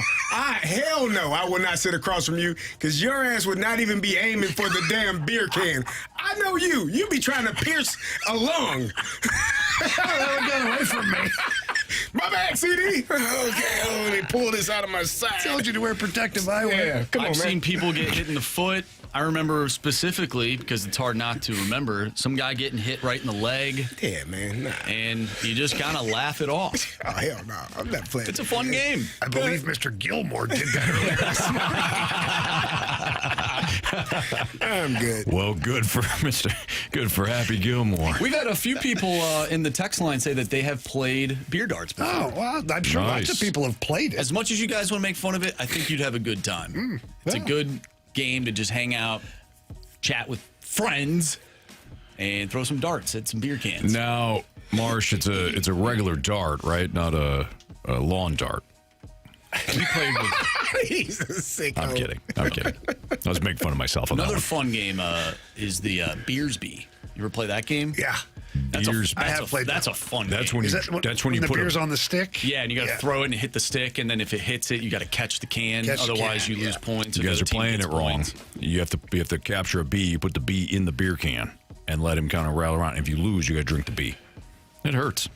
Okay. It's Fastlane on 101 ESPN. Part 2 of the Sports Six Pack is next.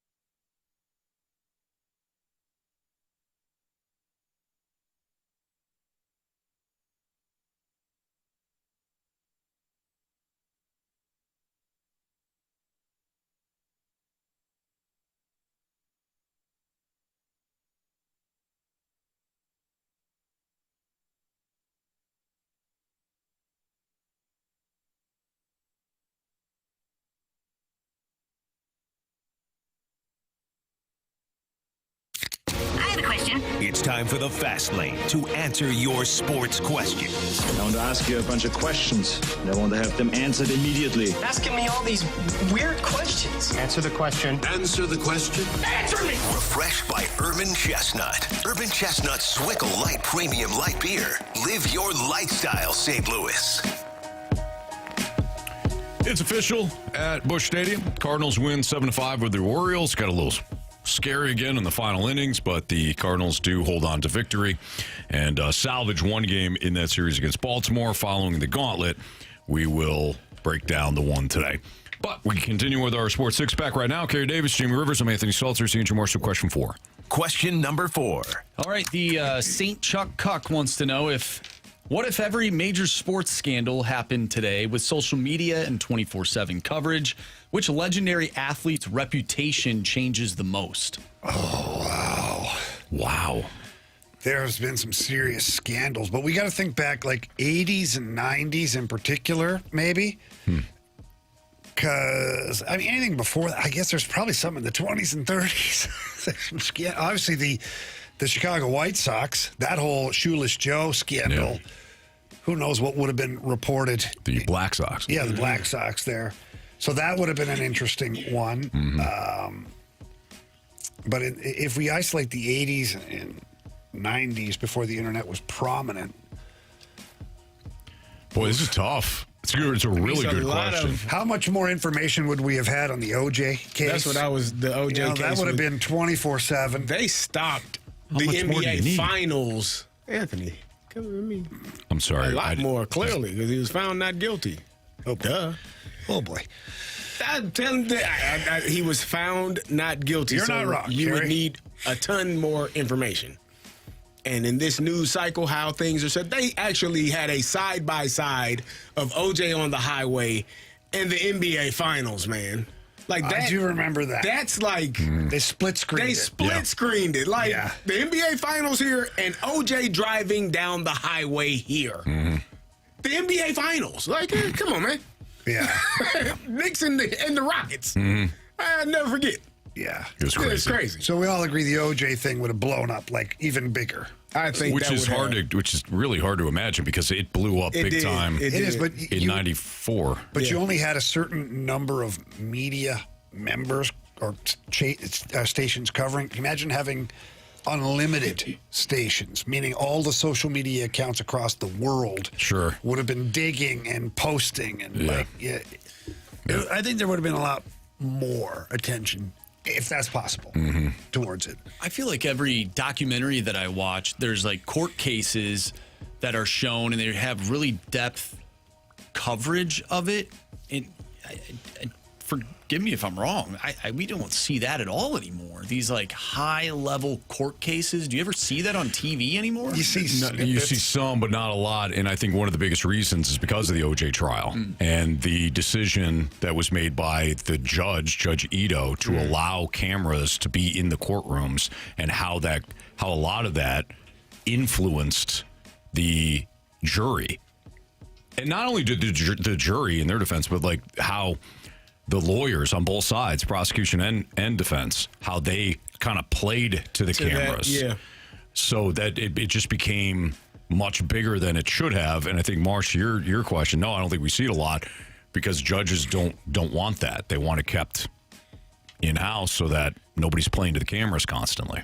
So there's one, if we go locally here, there's one, and there is HBO Max does have a kind of sort of documentary on it, but the Mike Danton case. I remember when that happened. Oh, man. And that was under the radar because, like, I remember Andy Strickland was, like, trying to find out what was going on, but you couldn't really, there were some things, and he hired a hitman, actually two different hitmen, because one guy wouldn't do it, and he hired another hitman who happened to be a federal agent to go to his apartment in Clayton and murder his agent while he was on the road playing a playoff game against the San Jose Sharks, and he's in the tunnels cell phoning the guy to make sure, did you do it? There's money in the safe and all this stuff. if we had social media and the way it is now and the digging and all the people along the way that would have had pictures of him place, like That would have been crazy. that would have been kind of. It still isn't like a really crazy story. But What wasn't is the talk. purpose? Why That wasn't did he even do talked that? about that There's much here. There's a lot No. of deep, dark stuff Oh, behind man. it. The agent was very manipulative. Basically, there's some things. Go on HBO Max or go to find it on the Mike Danton thing. That's It'll crazy. explain all of your questions for you. It wasn't a very healthy upbringing for him. His real last name was Mike Jefferson. Then he changed his name to divorce his family because of the agent, pretty much. So he called himself Mike Danton. It was like, it's diabolical. So if we had social media now, you'd be like, oh my gosh, like there'd be some things everywhere. So I think that would be locally, if we're going to isolate something like that, I think that would be one. Yeah, it's a good one. That one's tough to beat locally. 314 brings up the Tanya Harding incident with Nancy Kerrigan. That would have been, yep. But wasn't the original question basically what would change? Like whose reputation and image would be changed? Oh, yeah. I guess we really haven't did that, did we? We missed the assignment on that one. That one's tough. Who's somebody who's what? beloved right now? There's always been like this idea that Michael Jordan was off gambling. Like the way that cameras, phones are now. Like if he would have been in a casino and whatever the things that were being said about Michael Jordan during the playoff run, that people had cameras. Oh, he's right there at the Atlantic City. He's right here. He's doing this. You know, you sparked something for me. I wonder, and maybe he's still beloved because this was just his kind of personality, but I wonder about Dennis Rodman. I don't think Like so. I think some people are immune to any type of criticism. That's I think why I Dennis wonder with Rodman, with the personality. I think Snoop, like they are almost immune to bad publicity. Sure. Like Marshawn Lynch is in that category. Like those guys can basically be themselves, and people are like, that's just Marshawn. Nah, that's just Johnny Manziel in college. Now, when he went to the NFL, things changed. And But in it college, seemed entitled after a while. But when he's in college, it's like, hey, look at this college He's kid. just partying. He's having a great time. Yeah, but who's somebody now that's beloved by the public? And if we knew more about a certain story in the past, they wouldn't be. Right, that's the way to look at it. You know, like Mike Tyson. I look at Mike Tyson. Mike Tyson's done some things. Yep. He went to jail. He got scrutinized then, though. But he did. But can you imagine if had the social media been around the internet, maybe more people would have come out and talked, and maybe there were more stories and pictures and videos of things. I don't know I don't know really. Yeah. I remember what they had on TV and stuff like that. But now Mike Tyson's kind of beloved in a lot of ways. The Hangover. Yeah. You know, he's kind of like that funny guy now. Everybody, that's Mike. But sometimes we forget some of the things that have happened. Right. Hey, man, it's a good question. I don't know if I've got it. I don't know if I've got an answer for that. You know, somebody that again, like Jamie's put it, beloved. But if there were more social media to blow up a scandal in the past, Yeah, maybe how think about much it more. does that change? Yeah, that's the next question. Kerry just thought of something. Yeah, I did. I have a name in mind, too. I have one, too. I think we all. I think you know him. I know him personally? Ish. Oh, we just talking about him? I got a different one. I have a different one as well. Oh, all right. I guess we'll never A know. lot of people love him. Some don't. Okay. I'm curious if Kerry and I have the same answer. You don't want to put it out there? Man, we'll have to do that. But some people really love him. Some people really don't. Maybe a cliffhanger for the entire world. Yep. Hey, right. You check the text line, I'm sure. Well, I've seen a whole 25 bunch of people them. will figure it out. We got the Gauntlet coming up next. We do need a new Gauntlet contestant. One of the questions would be, 314 who is Kerry talking about? 399 Not an athlete. 9646. All right, then Marshy just got it. Not an athlete? Not an athlete. No. Oh, Is he dead? mine's an athlete. No, not yet. Still alive. Used to sell a lot of ice cream, too. No. Vanilla Ice? No. These are commercials for ice cream. Doom, doom, doom, doom, doom, doom, doom, doom, doom. Anyway, we need a new Gauntlet contestant, so feel free to text in the word Gauntlet to the Air Comfort Service tax line. We'll play the Gauntlet next.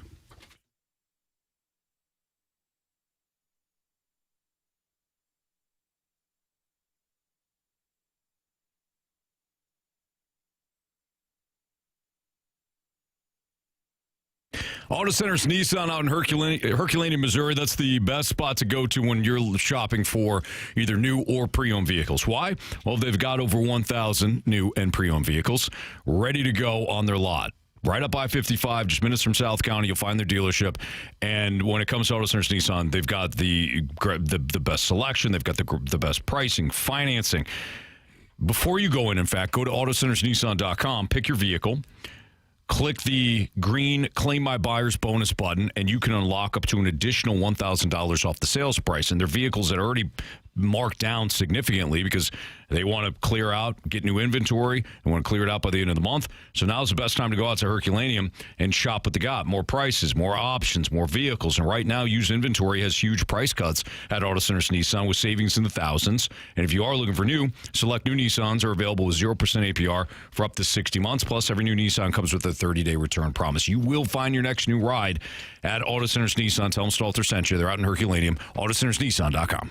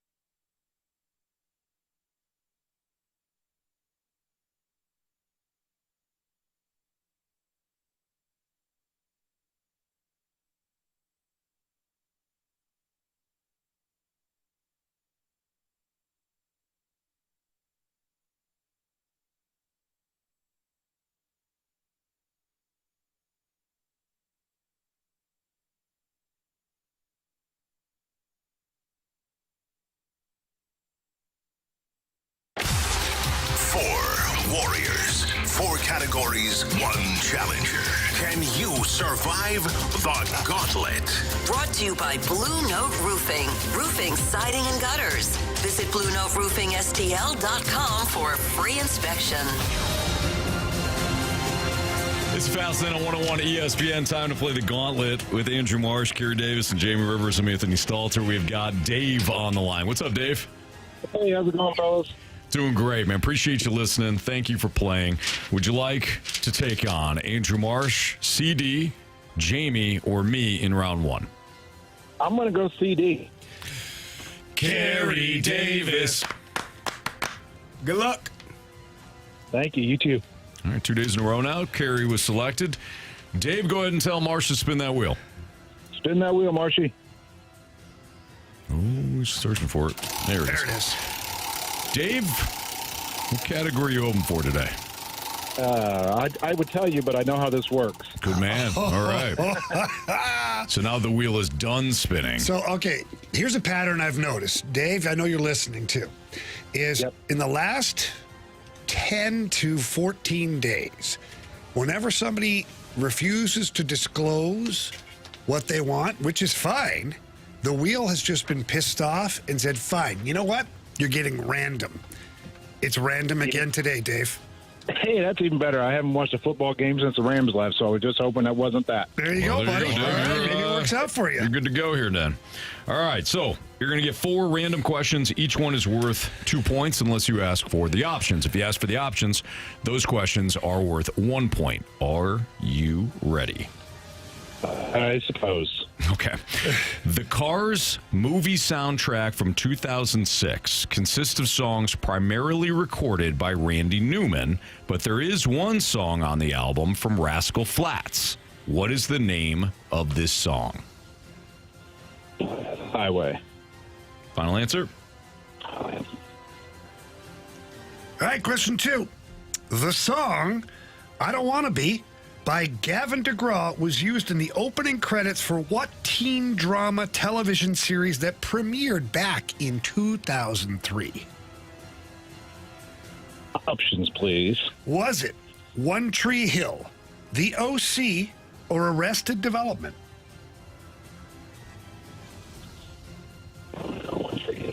I honestly do not know, but we'll wing it. Final answer. One Tree Hill. One Tree Hill? Okay. Question number 3. Michael Gracie was the director of a 2017 musical drama film that is a heavily fictionalized look at the life of P.T. Barnum, starring Hugh Jackman. What is the name of this movie? Options, please. Options are Pitch Perfect, Tick, Tick, Boom, or The Greatest Showman. Greatest Showman. Final answer. Final question, Dave. An NBC sitcom that began in 1994 had a theme song made especially for the show. The song is called I'll Be There For You, performed by the Rembrandts. Please name this TV series.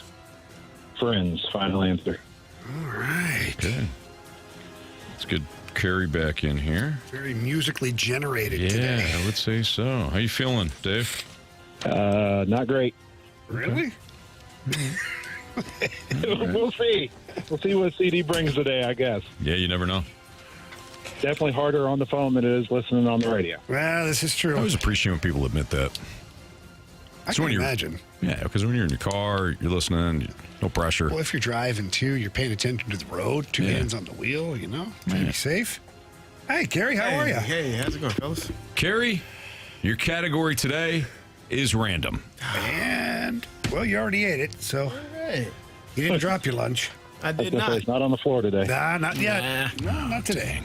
All right, Carey, you ready? Yeah, sure. Question 1.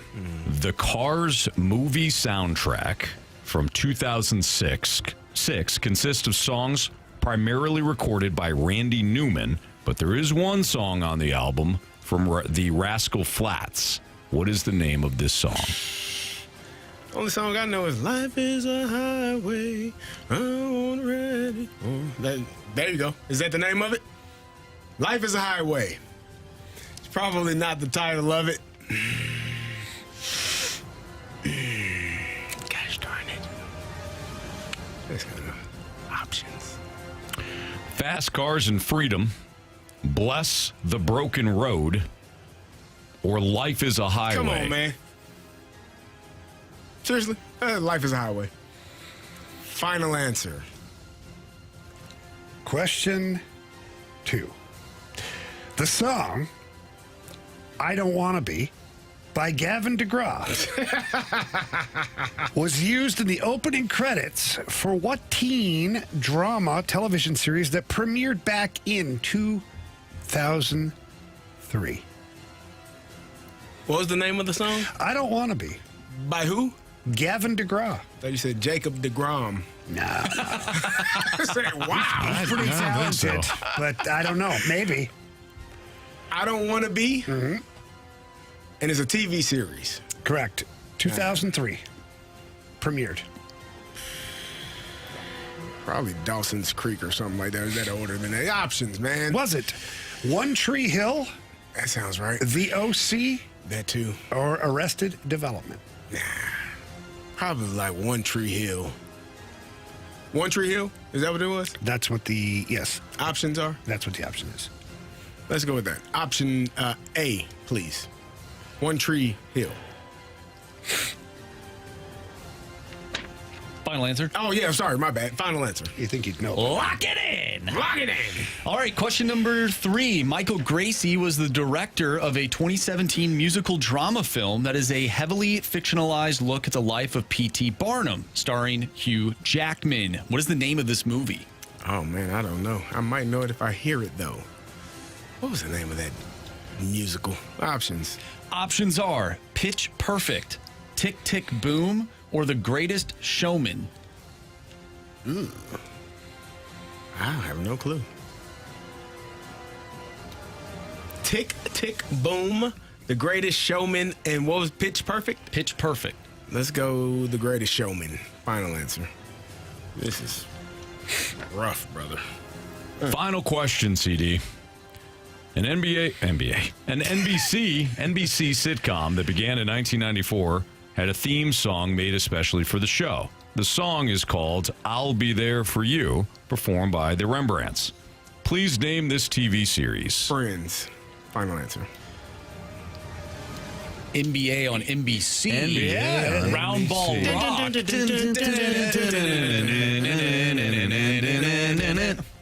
Yeah, man. All right, let's go over these. Good times. Dave versus Carey. Start right there. An NBC sitcom that began in 1994 had a theme song made especially for the show. The song is called I'll Be There For You, performed by the Rembrandts. Please name this TV series. You both went with Friends. Correct answer is? It is Friends. It is Friends. Nice job. If neither of you knew that, then we'd have a problem. I watched like 1 or 2 episodes of Friends. How do you know the song? I've never watched the entire episode, actually. Just seen clips of it. Carey 2, Dave 2. Oh, cool. Michael, great. Let me tell you something. They had like one person that looked like me on the damn show. That was later on in the damn episodes. Like 4 or 5 years in. Not one. Also what does known. look like you mean? Look like me. You know. Football player. Football player? A lot of hockey players on that show, brother. Whole lot of hockey players. I'll be honest, I don't even remember the one football player. remember this one football player. It was a either. woman. Oh, yeah. Aisha Taylor. Tyler. Yeah. Oh, yeah. Just one. Yep. Whole. Yeah, you're right. That was like the last season. That's what I'm saying. What a racist-ass show. No one ever brought that up either. No, they did. Yeah, they did. did they? Oh, yeah. Oh, did they? Hell yeah. A lot of football players brought it up. I'm not in that chat room. Yeah, you ain't here. They don't let me in. Yeah. You're welcome, brother. I would love to be there. Come on in. He said a lot of hockey players. Funny enough, the guy that plays Jim Craig in Miracle is actually in Friends. Yes, he plays one of the boyfriends at one point. Yeah. So, yeah, hockey players in the show. Not wrong. See what I'm saying? Okay. Never watched it. Okay. I'm sorry, Carey. Nah, it's okay, brother. I'm real sorry. You didn't produce it No. or write it No, I didn't. But we did watch it. or shoot it. Yeah, I mean. Shoot it. All right, 2-2, Dave, Carey, let's go. Michael Gracie was the director of a 2017 musical drama film that is heavily fictionalized look at the life of P.T. Barnum, starring Hugh Jackman. What is the name of this movie? You both said The Greatest Showman. Correct answer is? It is The Greatest Showman.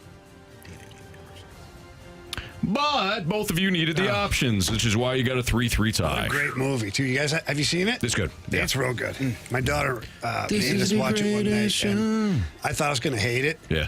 I really enjoyed it. You watched a musical? I typically It's hate. not like that, I was thinking though. the same I thing. typically hate musicals, and I mean, I hate them. Yeah. It's not that bad. It's not. None of them are that bad, Anthony. Try them all. Oh, really? Yeah. Mamma Mia suits you just fine. It's perfect. No football players. No football players in that one either. Mamma Mia. I love it. Really? Oh, yeah. Oh, I loved He's it. trying to recruit you that way. I get angry. Damn right. I get angry watching that. Really? Yes. Let's stop and sing again. Why? Just talk to each other. It's a musical. So angry. Pisses me off. All right. 3-3.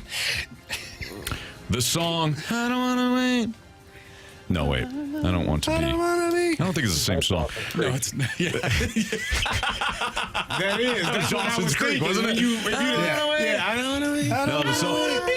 There you go. The song I Don't Want to Be by Gavin DeGraw was used in the opening credits for what teen drama television series that premiered back in 2003? You've all said One Tree Hill. Correct answer is One Tree Hill. Okay. But gosh darn it. You both needed the options. All right. So this is where we're at. Carey has got 4 points. Dave has got 4 points. Let's go, Dave. It could come down to this. This one. It also might not come down to this. You guys have been in lockstep so far. I remember. Last question. The Cars movie soundtrack from 2006 consists of songs primarily recorded by Randy Newman. But there is one song on the album from the Rascal Flatts. What is the name of this song? You've all said, Life is a Highway. Correct answer is... Life is a highway. Of course.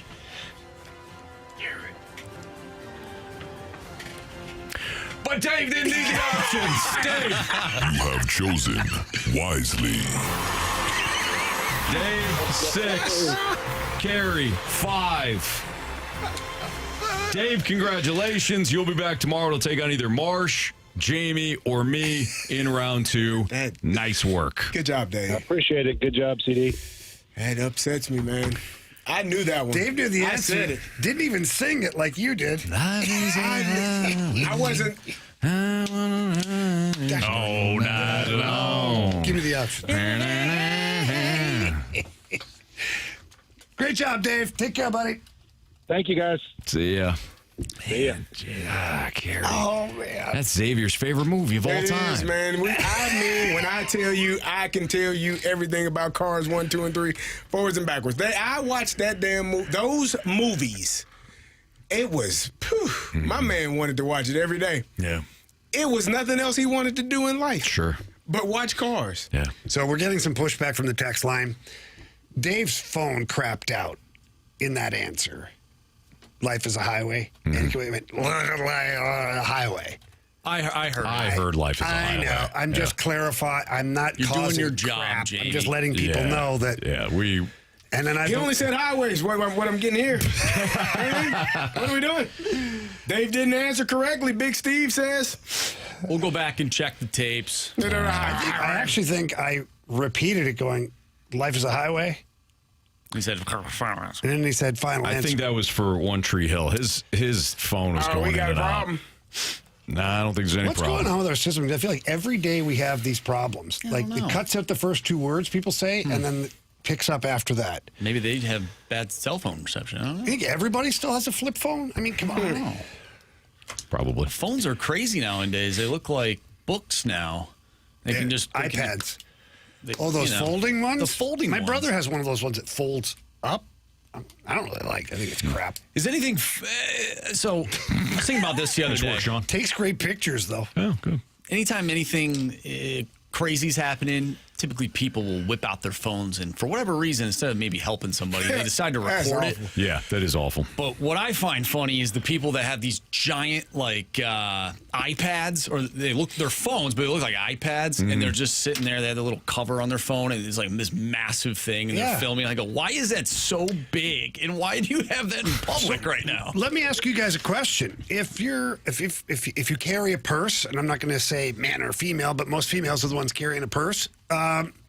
You can have these mini iPads that we call phones now. Where the hell are you putting that thing? Like, I don't wear restrictive clothing, but still, like, what are you doing with your phone? You got to carry it around everywhere. If you put it in your pocket, Listen, these are questions I don't have the answers definitely to, man. doesn't fit. Yeah. I don't know. Yeah, I do know that life is a highway. I want to ride it all night long. Carey's going to ride it back to the Whatever, penalty dude. box, Whatever, dude. and he's angry right now, and he should be. Gary has done this to himself a few He times. should be recently, disappointed in himself, though. where he gives us the answer without the options, and then doesn't trust himself. Yep. You know, Kerry, you need to show a little more confidence in yourself. You're not wrong. All right. We're going to tell you why, after this win today, the Cardinals are... You know what? Back in the win column. Back in the win column. That's next on 101 ESPN.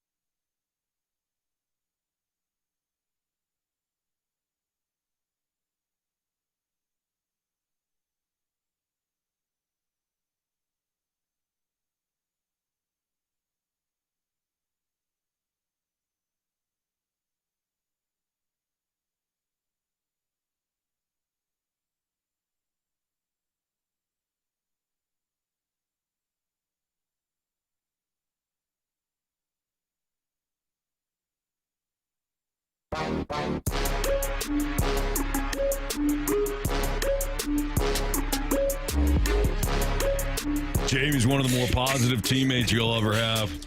He just said some things to me that didn't cross any lines. Well, you know, if you're honest, you kind of deserved it. If you're a good teammate, you realize you kind of deserved it. I don't know why. I'm just kind of in a good mood today and just throwing some things Jamie's way, and he's not happy about it. Get a little fast and loose, you know? That's all we'll say. I've been Steve Ott, but not willing to fight. Steve Otwood. Just trying to help each other out here, you know? Yeah. Cardinals win 7-5 today. They helped themselves out. They're now 67-68. Not a great series, as we know, but boy, they needed this one after losing 5 straight entering play. Wasn't pretty at all. As Jamie mentioned earlier, it was a bullpen game. Start off with Gordon Graceffo. He goes 3 innings. He pitched very well. Very well. No hits, no runs, no walks, 4 Ks for Gordon Graceffo. From there, you had Brule, you had Gastelum, Ferguson, Soriano, and O'Brien. And O'Brien is the one, from a pitching standpoint, you want to highlight, of course, because the 3 previous outings for O'Brien were disastrous, including last night after the Cardinals had rallied to tie the game against the Orioles. O'Brien, unfortunately, gave the lead back in the 9th, or gave the game away in the 9th, essentially. But today, inning of work, earned his 34th save. He did allow 1 hit, but got out of there without any damage created, and the Cardinals win 7-5. Your offensive performers, Jordan Walker homered, so I collected another 2 points. No.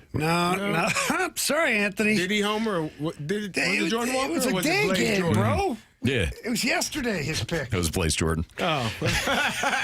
Like, I'm confused. I was just trying to see how much you guys are paying attention. We were locked in.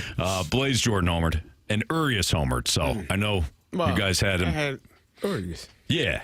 So count that one up. Yeah, definitely. Cool. Everybody had the combination of Blaze Jordan and Urias homering today. So that gave the Cardinals a 5-0 lead in the bottom of the 4th. Okay. No, go ahead. Continue. Orioles struck back for a run in the top of the 5th. Alec Burleson grounded out to first base, scored for Mean to make it 6-1. Then things got a little interesting. Mayo for the Orioles hit a 2-run home run to make it, 3-run home run to make it 6-4. Then Gunnar Henderson doubled to left to score Jackson Holiday in the top of the 8th inning to make it 6-5. Cardinals did pick up a run on a Church RBI single in the bottom of the 8th, and again, they held on for a 7-5 win. Blaze Jordan did leave the game with what appeared, I guess, to be an ankle injury. So we talked about, Mason Wynn already being hurt, the pitching staff dealing with some injuries, Palante, Hunter Dobbins, the fatigue of the pitching staff. Now you get Blaze Jordan hurt as well. They're starting to thin out a little bit, both at the pitcher position and, with fielders. So it's going to be intriguing to see what they decide to do. I know that Nolan Gorman is here. He can play third base, but starting to get some injuries. Yeah, Urias can play there. Mm-hmm. The Furminator's good at second. Yeah. At least they have some utility infield help. The pitcher position for me is still the most concerning right now. You just had a bullpen game today. Mm-hmm. What does this look like moving forward? Once you get on a run of 6-7 games in a row, where are you going with this? Yeah, this is going to be very difficult for the Cardinals to manage if nothing else is done from a roster standpoint. Yeah. Now, the good news is they have upgraded. They did upgrade the farm system coming into the year, but again, it's not like these players are Captain America and sitting in ice. But they also haven't been sitting at home doing nothing. Right. They've been pitching too. Exactly. That's what I'm saying. Yeah. So the same guys that you could call up also have inning restrictions. In fact, you asked Brad Thompson about this yesterday, and BT was like, "Yep, it's a problem." Yeah. Or, "Yep, it's going to be a challenge." So not great on that. I just don't know why they wouldn't. Maybe they will. I mean, they haven't yet. Maybe they feel like they haven't had to yet Do they play tomorrow? No, they don't play tomorrow, right? I believe They have an so. off day. Are they off tomorrow? Off day tomorrow. On Friday? Yeah, they play Oh, no. Yep. No, They play the Pirates. Yep, they play Yep, it's a Friday. Have they announced a starter yet? Let me see here. Because today it took forever to get to Graceffo. Let's see. As far as the public announcement. Quinn Matthews is So Quinn Matthews the scheduled going starter. tomorrow. Let's go Q. They're eventually going to run in when the Leahy start comes around again. That's when I think the rubber meets the road. So Leahy is scheduled to start on Saturday. So what does that look like? And then on Sunday, it's supposed to be Liberatore. Oh boy. What's Monday? Monday is We're thinking way too far ahead. Monday is an kinda have to, actual Marshy. Monday is an actual off day. Okay. Not one of those fake ones that I tried to tell you about. But you kind of have to look far because Liberatore, if it goes like it has, he doesn't go past 4 innings. And Leahy, 62 Neither pitches. does he. Well, he can't, or you don't want to. So then, I'd make Liberatore wear it. yeah, I don't disagree. He wore it last game. He pitched 90 pitches. Yeah, he's going to have to pitch 90 again. What if it's only problem- 4 Go get him, innings? champ. The problem is 90 pitches only gets you to the 4th inning with Yeah, him. that's the Maybe. It also could get you in the 6th. Just say, but fine if it does, but what if it doesn't? I Roll know. the dice. It's a Matthew Liberatore experience. Liberatore roulette. Spin it. Because like 90 pitches, you'd be like, oh man, 6 innings, huh? Yeah. No, four and a third. Maybe. All right.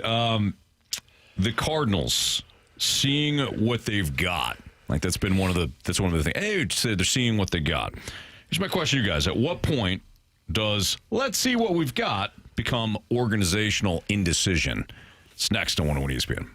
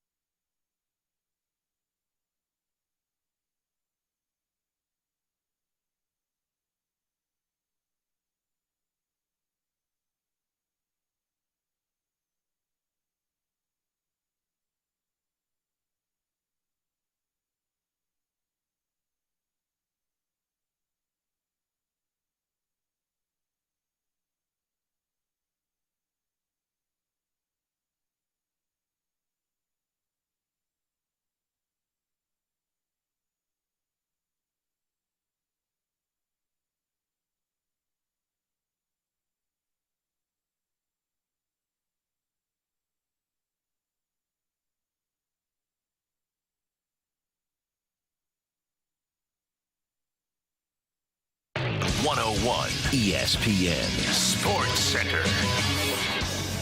I'm Andrew Marsh. It's time for a Sports Center update brought to you by Saliga Heating and Cooling. The Cardinals avoid the sweep. They take down the Baltimore Orioles by a final score of 7-5. And we're going to dive back into some Cardinals baseball. At what point does let's see what we've got become organizational indecision? That's next right here in the Fast Lane. I'm Andrew Marsh, and the Sports Center update is brought to you by Saliga Heating and Cooling, a Daikin heating and air conditioning dealer.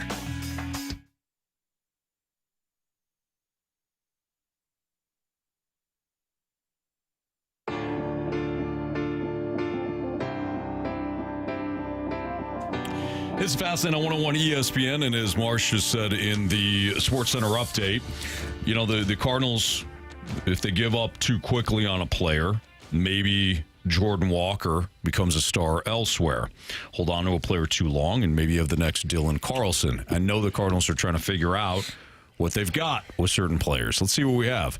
But my question to you guys is, at what point does let's see what we've got become organizational indecision? We just talked about Liberatore, right? For now, I get it. Like, look, this might not be the best conversation to have right this moment because you don't have any other options. Somebody like Liberatore's got to pitch, but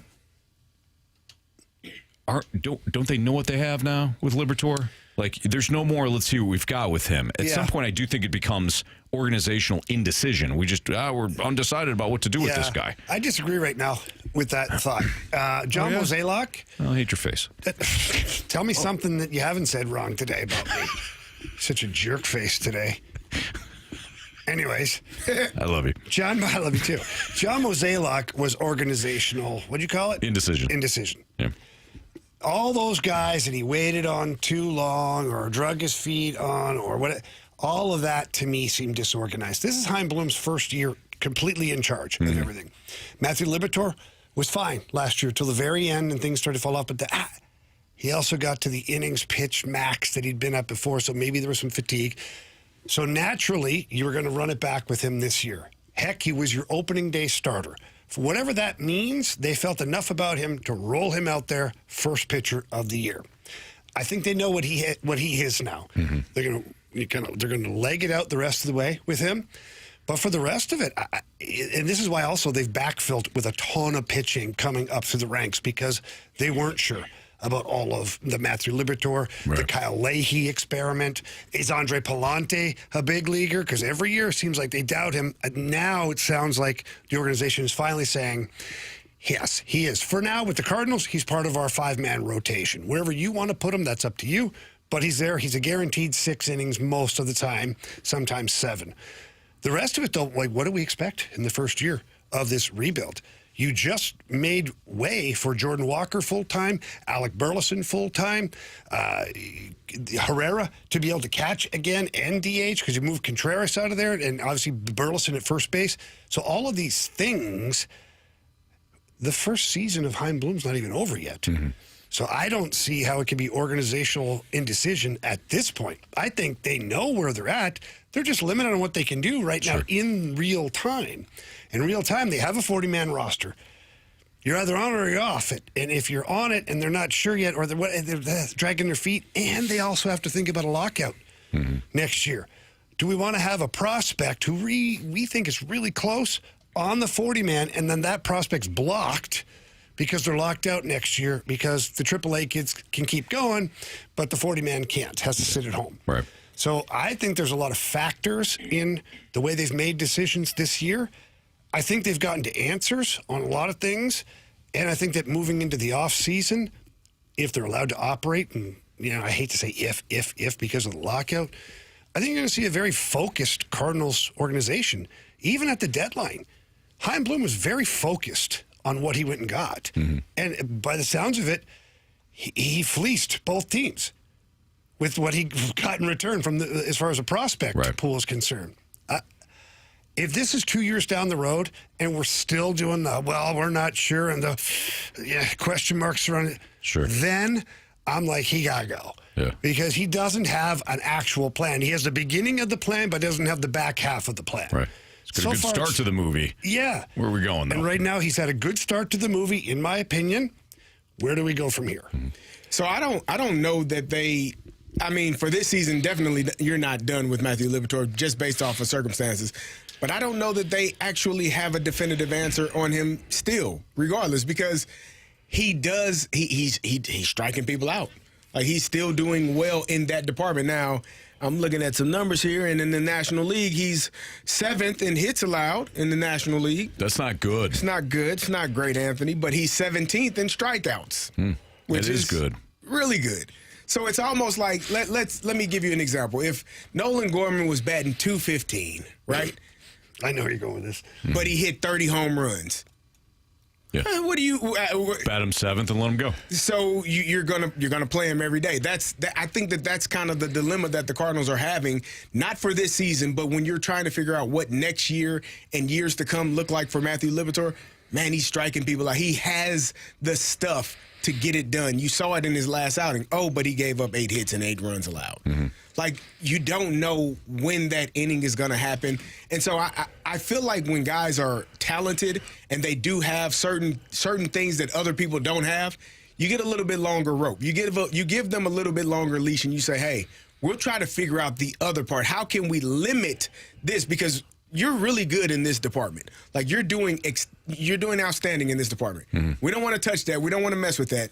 But we have to tinker with some things, and whether that's maybe you're tipping a pitcher, maybe you're not locating, maybe when certain situations arise, you don't have to take the chance on that batter, similar to what he did with Pete Alonso. Don't take a chance on him. Don't worry about it. Pitch away, get it, throw something out of the strike zone, get him a chase. If not, you got lefty on lefty matchup. We'll take that chance. Maybe it's more rewiring how you approach certain hitters. Like, you don't have to challenge certain guys. You can challenge the next guy. So I don't know how they go about that, but I do think that they are in a dilemma with Matthew Liberatore. Not for this season, because we know he's playing the rest of this year, but going into next season. How do we correct that part? Because that is, you have to look at both ends of it and say he's doing one thing well, but one thing it is not good enough at all. Yeah, the unfortunate part though is he's given up runs, and that's the thing that he hasn't been good at. Let me ask you guys this with Matthew Liberatore: if the Cardinals had a bona fide number 1, would you be okay with what Liberatore's doing as a number 5? No. No. See, I wouldn't either. I think in a solid rotation, in my opinion, Andre Palante is a 5. Yeah.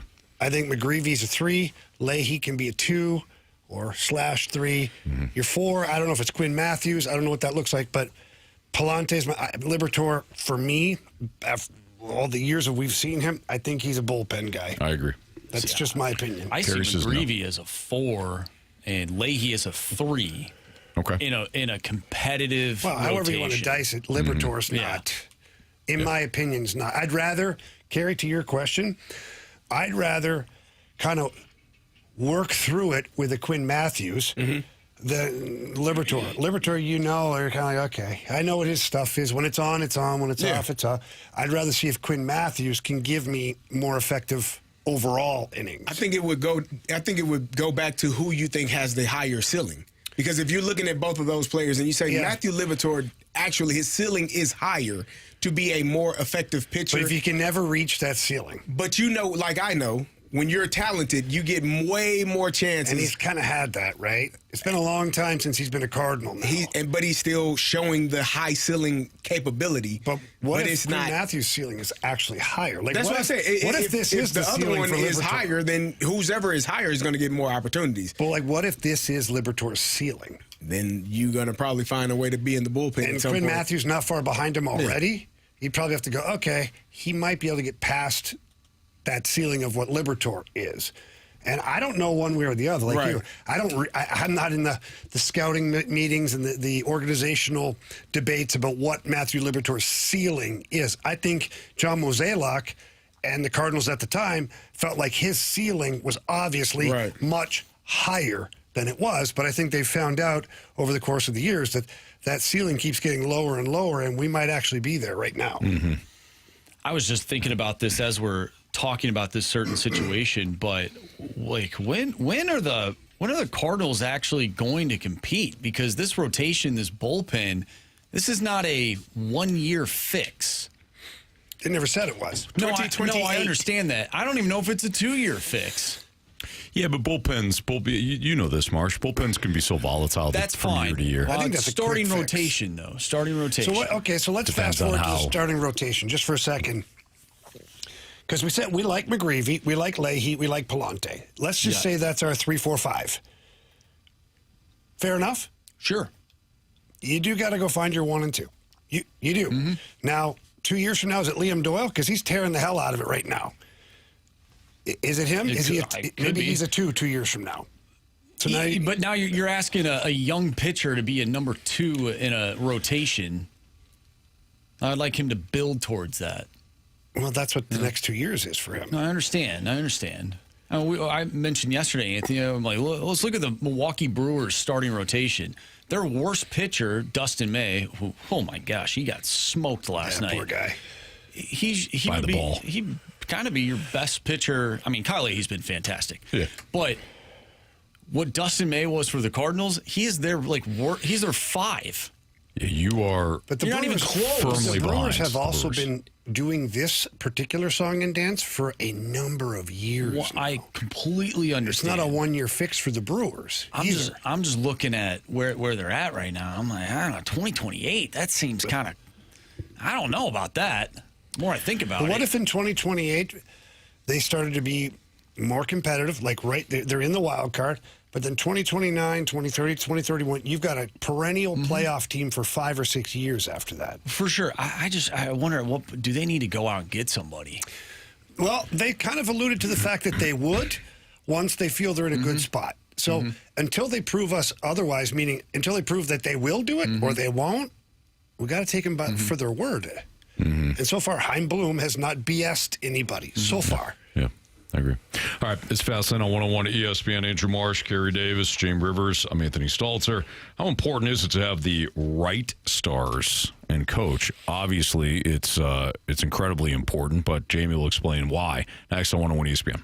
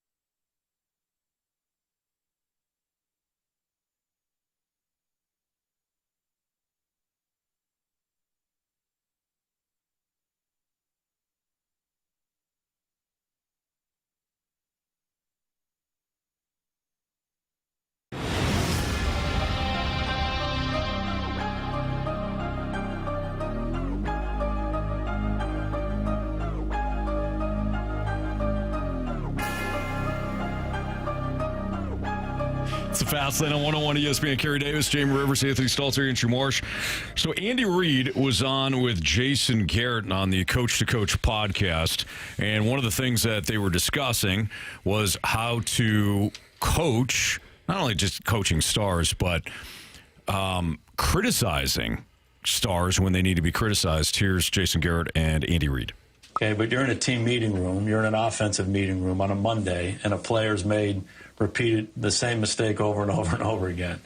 Do you somehow highlight that for the whole group, or do you? Well, at times I'm gonna go after at times, very seldom, but I mean I'll go after Pat Mahomes. You're the best quarterback in football. You know, I mean, you have to be able to do this. I know you can. I mean, I've seen you do it. And that's an example to the other guys that as great as he is, Chris Jones, as great as you are, as Travis Kelce, as great as you are, there's always room to be better. Yeah. And to be great as a team, we've got to be able to do these things. Yeah. And if you can do them, surely these other guys can that are trying to become as great as you. Yeah. How important is it for you to coach those star players in front of the rest of the group? Yeah, I think it's important. Yeah, but I'm not a belittler. I'm going to coach everybody. I'm going to try to give them things that help them become greater than they are. So it's not belittling them because I think they're trying to be great. They're not doing things not to be great. But just a reminder, you're as great as you are because you did this. Jamie, I know that you were thinking about this in relation to what really good organizations can accomplish when the head coach or manager can point out the learning, I'll just call it learning opportunities for the star players. Belichick, Brady, and now Mahomes and Andy Reid. But what's unique about both of those situations, there's more that we could talk about. There's some in hockey, some in baseball, all those things. But if we're just talking about those particular two situations, the athlete actually allows the coach to be the head coach. And what I mean by that is Andy Reid just talked about singling out, not belittling, singling out Patrick Mahomes or Travis Kelce, whoever else, and them not taking it personal. Yeah. Knowing it's for the greater betterment of the team. Tom Brady, as much as, you know, him and Bill Belichick clashed at times, he knew it was essential for the team to know that he was on board with what the coaching staff was doing. So for me, and Kerry, we've had long histories with different teams and teammates and coaches. For me, for a coach to be completely allowed to be the head coach, you have to have the right star players in place. Because how many times have we seen certain situations where the star player clipped the wings of the head coach because they weren't in lockstep? Now, I've seen it where they're not in lockstep, but behind closed doors, they go and talk, figure it out. But in front of the group, it is one united front. But that doesn't always happen. And when you have those teams that have the star players that aren't falling in line, that there's constant friction, those teams usually don't have ultimate success. Yeah, they think they have that they're the most important part of. They're entitled. Yeah, everybody's here to see me. I'm the star. Listen to me. We're all good, and it winds up fracturing the team. Kerry, sorry, I think you were about to say something. No, I just said to hear Andy Reid talk about that, I think when you hear great coaches, there's something you have to earn the trust of those great players. Like, you have to be able to understand that they are able to do something you probably never were able to do and never will be able to do. Very so true. There is a level of respect for who they are and what they're capable of doing. But as a star player, you also have to be coached. You don't know everything. And if you did, then there's no reason for the coach to be here. And if the coach can't coach you, then he can't coach the rest of the team. So there's a mutual respect. Like Jamie said, you all have to be on the same page in terms of, if you want to be a good team, in terms of how you respect one another. But at the end of the day, the player has to allow the coach to be able to coach you, because if not, we're not going to get anything accomplished. If there's always pushback, well, what the hell do I need to listen to you for? I'm not doing that. The hell, you can't even tell him what to do. So it doesn't. The team will not be the best version of itself if those star players don't allow themselves to be coached. You know, you just brought up something, and I wish I would have grabbed the audio. I didn't, but I was listening to it yesterday. It was Tom Brady in some podcast. I forget. He's been on a lot of different things recently, describing how much better Bill Belichick made him as a player. And he just what you said. He says the athlete, he said the quarterback in this case, has to be willing to listen to the coach, even if you think you're the best player on the field. Yes. They might be able to take you to another level. And Brady said halfway through his stint with New England, he had already had tremendous success. Yeah. And he goes, I kind of felt like I was there, but he goes, what I didn't realize was I was at a plateau. And Bill Belichick realized that and then challenged him in different ways and elevated him even more. Yeah. So for Patrick Mahomes, Travis Kelce, and players of that ilk, like, you have to realize that the coach can help you reach that next level. Right. You have to embrace that fact that, yeah, I'm one of the best in the game right now, but what he's saying makes sense. I'm going to give it a shot. Yeah. So I think it's both sides of the equation have to be open-minded, too, because there's coaches that learn from players, too. And the great coaches will admit it. Andy Reid has talked about it before. I don't know if I've heard Bill Belichick say it, but I know other great coaches have said, you know what? I was stuck in my ways, yet I'm not on the field or I'm not on the ice. And then players come into my office and talk about it. We watch video, and I realize, man, they're onto something. Mm-hmm. And you work together in a collaboration, and the team gets better. John Harbaugh talked about Ray Lewis often coming up to him, like demanding John Harbaugh to coach him. And that was one of the things that Harbaugh always loved about Ray Lewis, was that he wanted, for as great of a player as Ray Lewis was, he wanted his coach to coach him, coach me. Right. And that often it's one of the things that does make a player great. Okay, I've done all this, but I know that I still have weaknesses in my game. Don't want to become content, and I want to reach whatever level it is. And I think it's important for also, I mean, football specifically. I'm sure in hockey, like, coaches and players go back and forth. Like, it's an emotional game. Oh, yeah. There are times where I remember I've literally cussed one of my running back coaches out because he was screaming at me during the, hey, man, I tell you, you already coached me. If you didn't do a good enough damn job, that's on you, brother. I'm here. I don't have time to be looking at you. So there are times where the coach has to learn from certain instances, and so do the players. But it's just a when you're working well, when you have a good working relationship, if I cuss at you or you cuss at me and we fuss at each other, 5 minutes later, all right, so what do we need? All right, cool. That's over with. My bad. Okay, well, what do we need to do? Yeah. And I think the best coaches, whether that's a position coach or a head coach, understands the emotional part of the game. They also understand how to reach each and every player on their team. Because there are some players, if you fuss and cuss, they're going to shut down. And then there are some players, like you said, like Ray Lewis, you might need to get after me. Tell me what to do or what I'm lacking in so that I can be better for the next snap or the next series. And that's what I think that's the key to all of us, to kind of put a bow on it,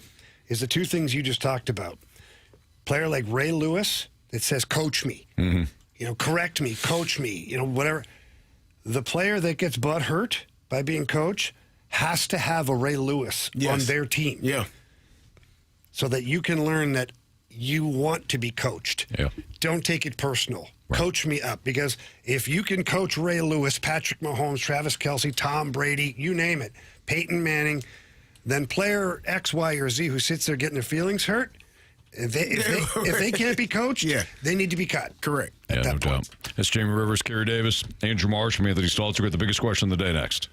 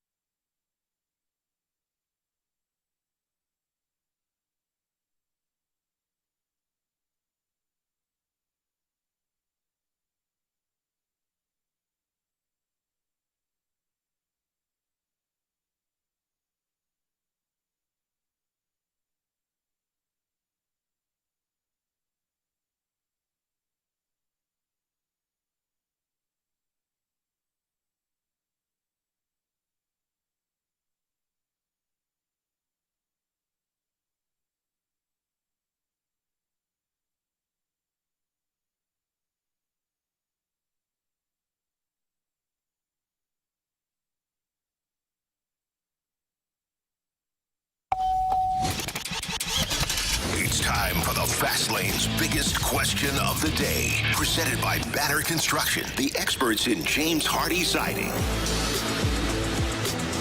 5:04, your time check is brought to you by Clarkson Jewelers, an officially licensed Rolex jeweler with Carey Davis and Jamie Rivers. I'm Anthony Stalter.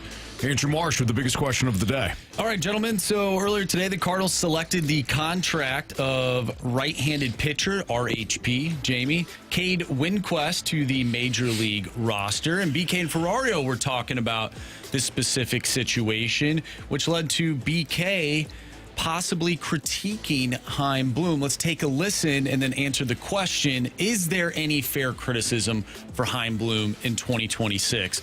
Here's BK earlier today on BK and Ferrario. I do think it's fair to wonder why he didn't get the call up a little bit earlier. He's been doing this since like mid-June. There's now 2 months of him having success down at the triple level with a 3.2 ERA over that span, and he's been striking guys out left and right. And it's not as though the Cardinals bullpen has been dominant over that stretch of time.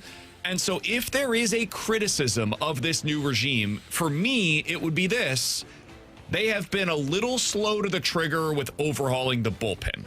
And to me, that is the easiest thing to overhaul. The thing that you should be making the most moves with over the course of the season. It's not the end of the world. It's not something that I would levy like this huge critique of them about. But it is something that I think we're starting to see based upon what has happened this year, at least. It's worth monitoring for future seasons to see if this continues to go the way that it did in 2026. Because so far this year, I think they've been a little slow to adjust in that specific area.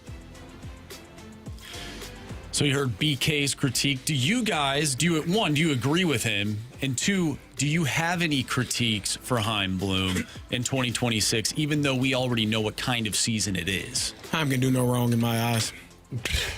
He's done an outstanding job, man. In Chaim, we trust, brother. I think he's done fantastic. I think this season has been better than any of us expected. You got to see Jordan Walker. Alec Burleson is playing his butt off. J.J. Weatherholt, like, you've seen some outstanding things, man. Now, some of the pitching has been frustrating at times. Mm-hmm. But I think that I just feel like how I look at it is they have a plan in place. And you can have a set plan, and obviously you have to adapt when things happen or injuries happen or performances aren't at the level that you expect. But I think when you work together to put a plan together and you are steadfast in how you want to approach something, I just think that that's what the Cardinals have been this year. They had a plan of how they wanted to deploy these pitchers, how they wanted to bring them up, how they wanted to bring players up. I don't think they wanted to send Victor Scott down. I don't think they wanted to send Nolan Gorman down. But they forced your hand.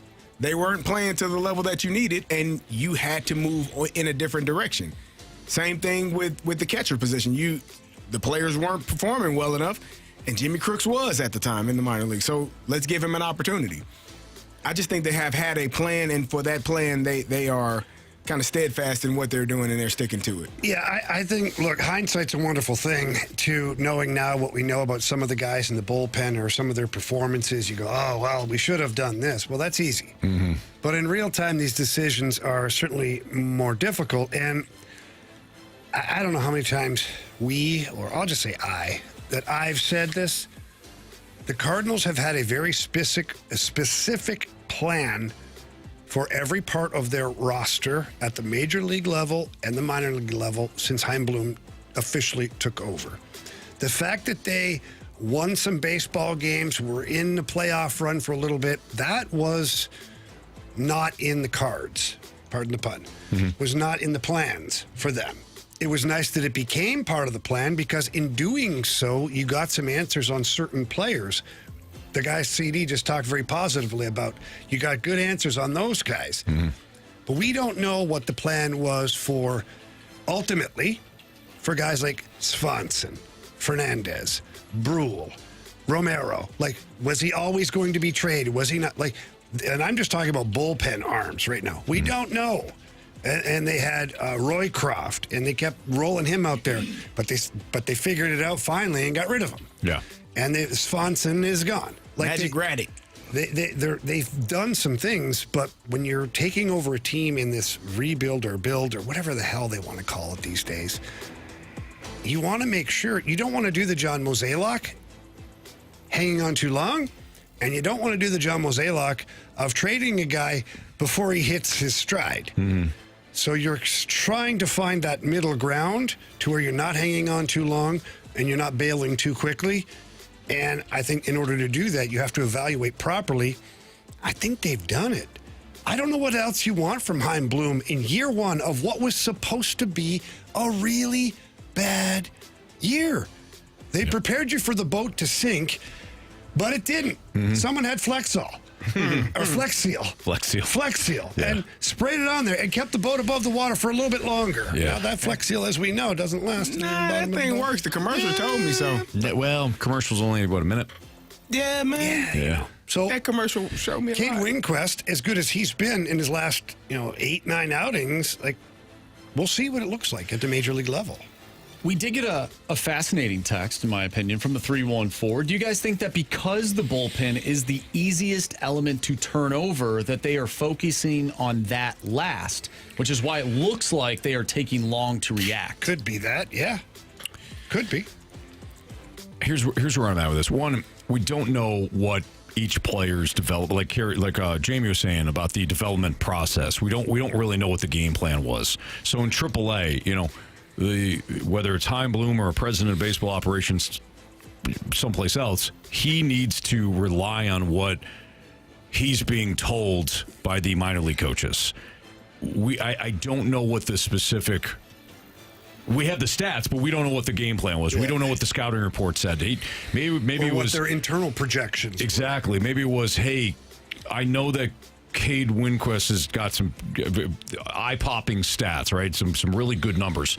But we know that he still lacks a quality third pitch, or he struggles X, Y, and Z. We need a little bit more time. Give us that seasoning. He'll be up at some point, but these are the things that we need to see before we recommend him being called up to the big leagues. I think the key question isn't simply saying, why didn't you call up player X or prospect A?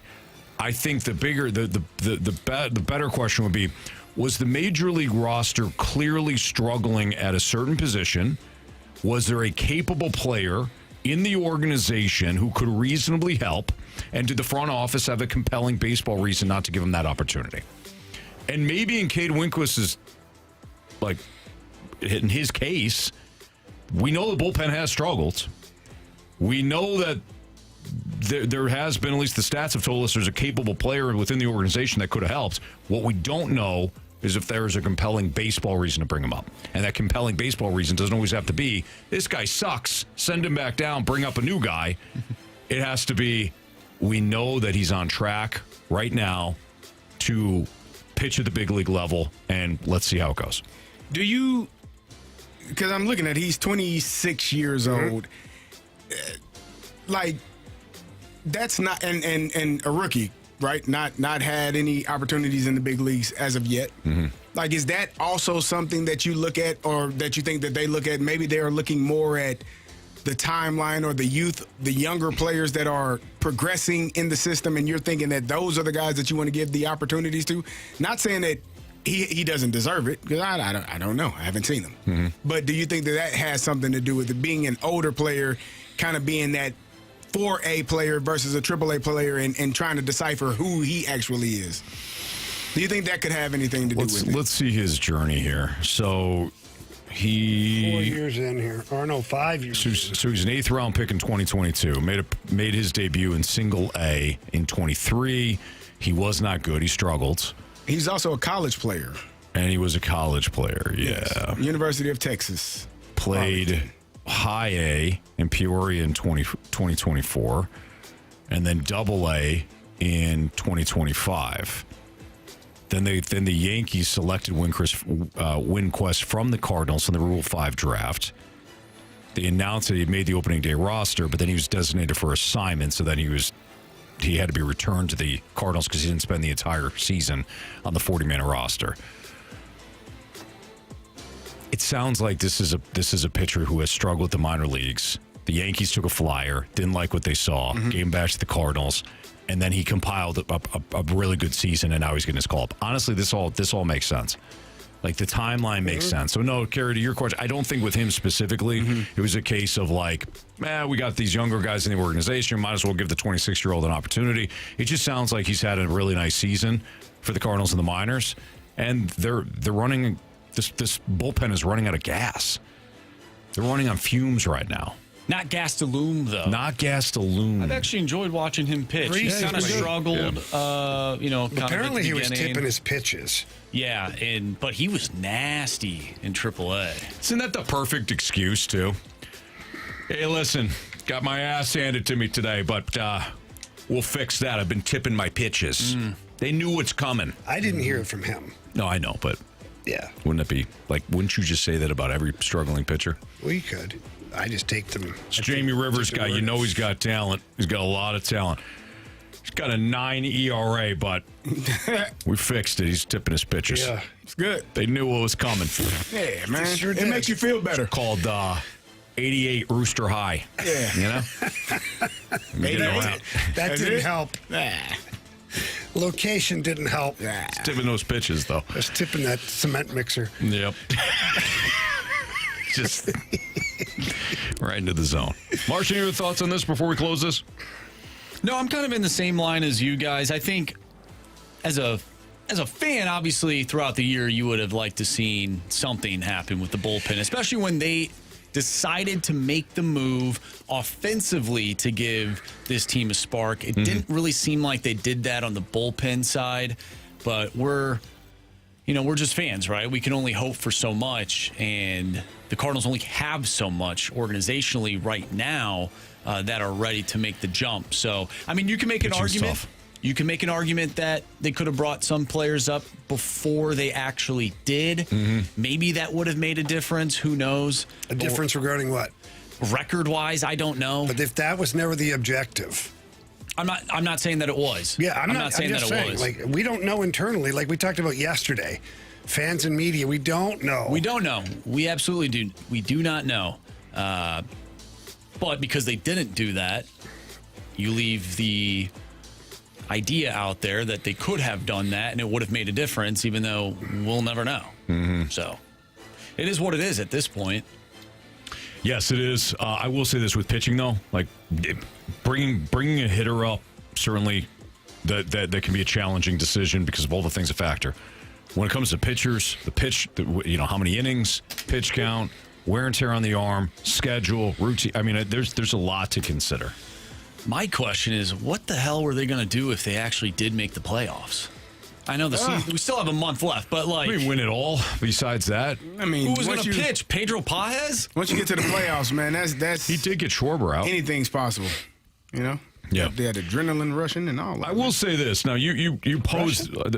Rushing. Oh. The biggest question was, Marsh, is there any fair criticism for Chaim Bloom? And the one big thing that I think we can all agree on is that he kept Oliver Marmol. Whoa! As a criticism or compliment? You heard me. Anthony just dropped that water. NFL season preview, AFC South next on 101 ESPN.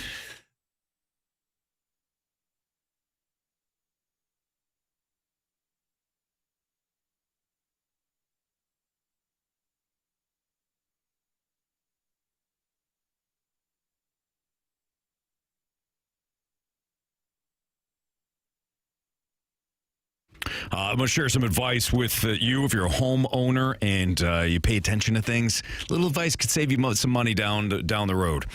Pay attention to your garage door. You might not give it a ton of thought because it opens up, it closes, it works fine until that spring wears out or you're stuck in your driveway and you have no idea why the garage door isn't working. My friends at Don's Garage Doors, they're a local St. Louis company. They're technicians. They live and work right here in the community. They're committed to honest service, quality work, treating everyone like neighbors, and their philosophy is simple, and I've seen it for myself. They show up. They do the work right. They stand by their work. And they also give you breaks. Right now, Don's has a complete garage door tune-up that costs just $29.95. So for less than $30, a little maintenance now can help you avoid a much bigger and more expensive repair down the road. They also do a great job, too, Don's does, of walking you through how your garage door should be operating. For mine, that garage door was slamming down at the bottom. I had no idea that the wear and tear that was being caused in my motor could short out my motor's lifespan by 10 years or so. Don's walked me through all that. They upgraded the motor. They replaced the bearings and everything that goes with the garage door. And, man, it is quieter. It is smoother. It works fantastically. And I even added a keypad with the camera on it so I can do everything with my phone right now on the app. If you're looking for a bigger upgrade, you can also save $500 on a new insulated garage door with 0 payments for 12 months, fast financing approvals, and no surprise fees. DonsGarageDoors.com if you want to book your appointment, or give them a call, 866-4-DONS-DOOR.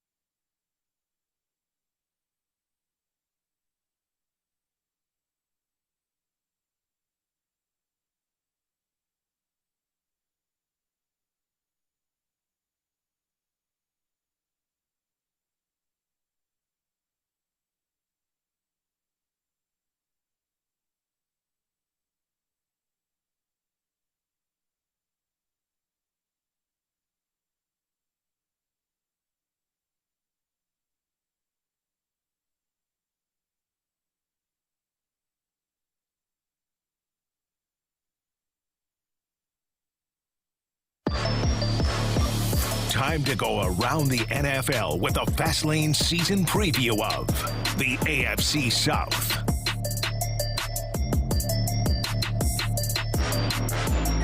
It's a Fast Lane on 101 ESPN. Andrew Marsh, Kerey Davis, Jamie Rivers, Anthony Stalter.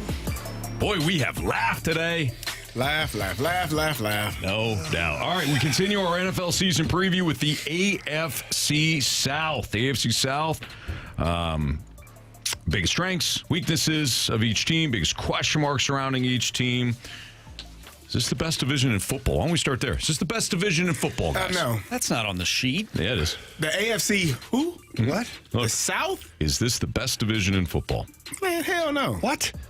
The AFC South with the Tennessee Titans? I read the question. There, you didn't write. You put that on there? Question. And how much were they drinking? Oh my gosh, it is. It actually is. Way to go, Marshy. You know what? We didn't do the AFC South already. No. Hear me out. This is the kind of crap. This is the kind of crap I'm tired of. Okay, right here. He did it, and we need you on the board right now because we're pot committed at this point. Yeah, you've been this here all right day. here. Stay the hell home tomorrow. This is lazy. This Marsh. is lazy. Yeah. Proofreading. Get your ass out of here, man. You're suspended, dude. I don't want to see your face tomorrow. Tired of that crap. It's inexcusable. It is the best division in football. I thought you were joking. That crap wouldn't happen. You said it's on the sheet. If it's on the sheet, you're going to read it, Ron Burgundy. I know. I'm texting Bradford right now. Yeah, Thank Bradford, you. We'll get Bradford in here tomorrow. Marsh. You're done. 30 Marsh, minutes, brother. completely unacceptable. And you know what? I hate that we got to do this. Hurts us more on a than Freedom you. Friday, which is tomorrow. But Jamie's right. Yeah. This sort of nonsense.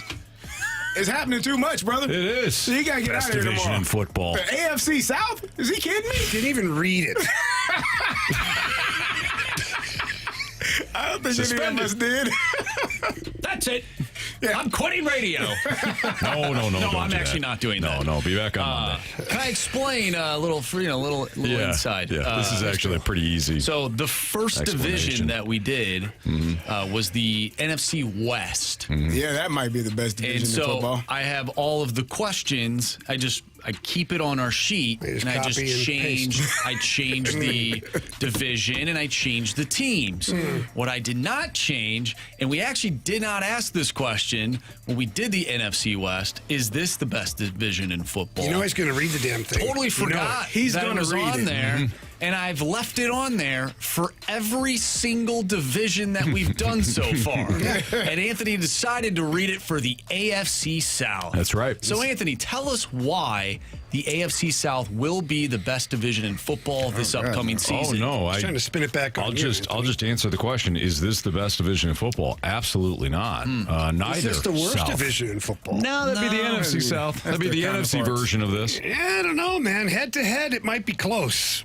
Nah. New Orleans is going to be better than expected. The Bucks are going to be okay. I think people Anthony's should slow down Falcons, on the New Orleans train. Thank you. Did you hear me say that the other day? I think I might have. People need to slow down on the New Orleans train. You and I, come on, man. You and I often disagree. Tyler Shook. Tyler Shook is going to be. No, some have said the same thing about the Steelers. People are like, the sleeper. People don't know football. The sleepers, the Saints. No, come on. That's because the entire division is sleeping. That might be Exactly. 8-9, and they could be the division winners. That doesn't mean they're a great we've football seen it. team. We did. Saints it with my own eyes. Yeah, last year. Yep. Anyways, let's get back to the AFC South. Why don't we start off with the Houston Texans? Strengths, weaknesses, biggest question. Best Kerry, defense go. in football, man. Best defense in football. Will Anderson, Daniil Hunter. Those guys get after the quarterback the way that they do. They have great secondary help. Those guys, Derek Stingley Jr., I like everything. I apologize. I love everything that they do on the defensive side. D'Amico Ryans as the head coach. I mean, if I were to pick a defense, and I'm picking one, I'm picking the Houston Texans defense over any defense in the NFL right now. I think they are that good. Now, did you see the picture of Daniil Hunter, by the way? Yeah, he looks like a mutant. Yeah. With that being said, they got a lot to go on the offensive side, mainly at the quarterback position. I think C.J. Stroud has the capability of being a really good quarterback. We've seen it. He is a playoff quarterback. He's helped his team to the playoffs. Last year, they made it to the play. They won a playoff game despite what he did. Oh, wow. Yeah, he was giving that ball up every left and right. Both games. Here, take it. I don't want it. Hanging on to that thing. So if you get good enough quarterback play from him, I love the addition of David Montgomery. I know that Jalen Collins, which receiver? One of the receivers just went down for the year. Jalen Higgins. So that's gonna be difficult for them. But I still think with this defense, if you run the football, play action pass, don't turn it over, that is a recipe for success. This team can win 10 to 12 games, be the number one seed in the division, and with that defense, man, as long as everyone is healthy, make a long run in the playoffs if they all are healthy. Yeah, and they traded for Keyshawn Boutte of the New England Patriots, so they moved quickly after the Higgins injury. it's not just C.J. Stroud. I know he gets the majority of the criticism. It's going to be tough for Stroud to make the necessary strides playing behind an offensive line that is pure hot garbage. It is one of the worst offensive lines in football. I love what they've done defensively. Kerry covered that. But Houston added a rookie in Keelan Rutledge and veterans Wyatt Teller and Braden Smith to that O-line. They've missed a combined, those last two missed a combined 17 games over the last 2 seasons. So you're hoping for a quick turnaround out of Stroud. It starts up front. And I think Houston's offensive line, the only reason why they're not the worst offensive line in football, it's because Cleveland exists. So that is the biggest weakness. Kerry covered the biggest strength. So my question is, can the offensive line help C.J. Stroud make the necessary strides? Otherwise, they're going to have to. They're the best team in that division. I think Tank Dell, when he's back and healthy and running that losing him definitely impacted. Nico Collins, when he's healthy and ready to roll, he's got some guys to throw the ball to. I love the addition of David Montgomery. I think him being the lead back, him sharing carries last couple of years with Jahmyr Gibbs, you get to see the version of him where he's the lead back, and Woody Marks will come in and help him out. But I think that gives them a change in that running game. They could not convert on third and short, fourth and short. Anytime, I watched this team on the goal line at the 1 yard line where the entire stadium knows they're going to run it and they know it and they could not score. And it was bad. It was tough to watch, and that does start up front. But having an elite or special type of running back can help in that regard as well. Yeah. Jacksonville. We talk about Houston's defense. Jacksonville's defense is no slouch either. 11th last year in terms of yards per game and 8th best in the NFL in terms of points given up per game. Let's not sleep on that defense coupled with what they did offensively. I think Trevor Lawrence has found his stride under Liam Cohen. He looked like a more confident quarterback.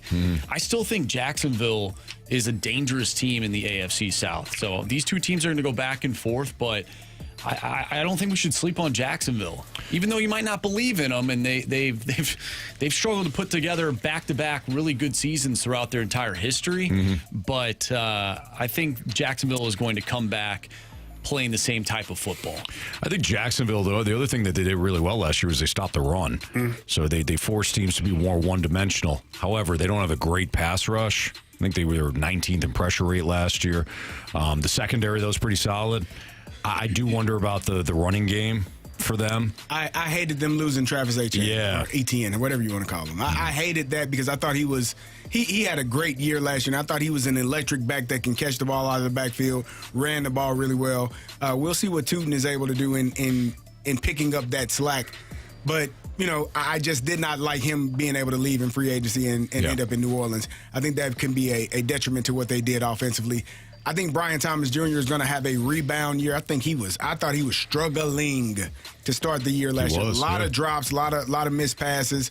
But you saw some players step up. Parker Washington, Jacoby Myers, like those guys played really, really well for Trevor Lawrence. And he finally, in my opinion, showed why he was drafted where he was drafted and the expectations and why he's paid what he's paid.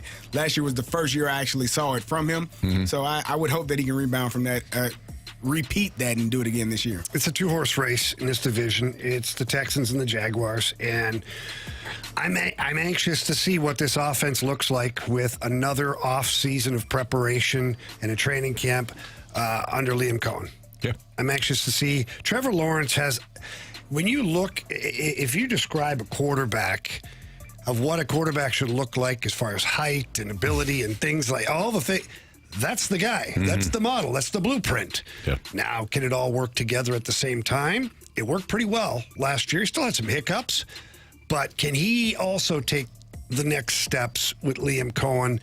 And if so, then they're probably pretty close to the same level of wins. They 13 wins last year. They could repeat that and win the division again. Sure. Colts, I think, are pretty obvious, right? It's like, is Daniel Jones healthy? And if he is healthy, can he repeat what he did in the first half of last season? I have my doubts. They paid Alec Pierce an absolute blank ton. What does he look like without Pittman on the other side? They signed Keenan Allen. aging veteran, somebody that's a really good route runner. Josh Downs, kind of a deep threat.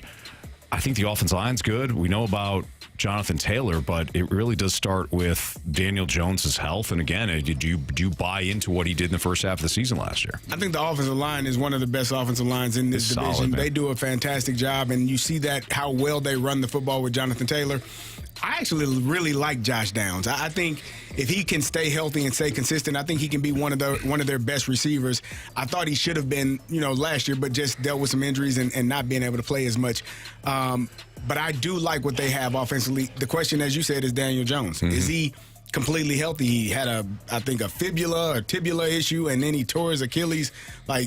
Is he completely? And we've seen guys try to come back one season after tearing that Achilles. Kirk Cousins looked like he was laboring, trying to get the ball just to hand it off. Mm-hmm. So, we'll see how well he responds from surgery and able to recover from that. But I agree with Jamie. I do think this is a two-team race for the AFC South, and I think the Indianapolis Colts are probably going to be the third team in the division. Josh Downs from Ohio State. United States of America. No, that's Caleb Downs. Where is Josh from? ACC. Clemson. No. Nah, I want to look it up, but I ain't gonna. You want another hint? What state?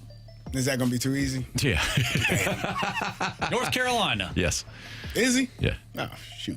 Titans, we could be quick on this. Young team, trying to figure it out. Great hire in Robert Saleh. Offensive line, doo-doo.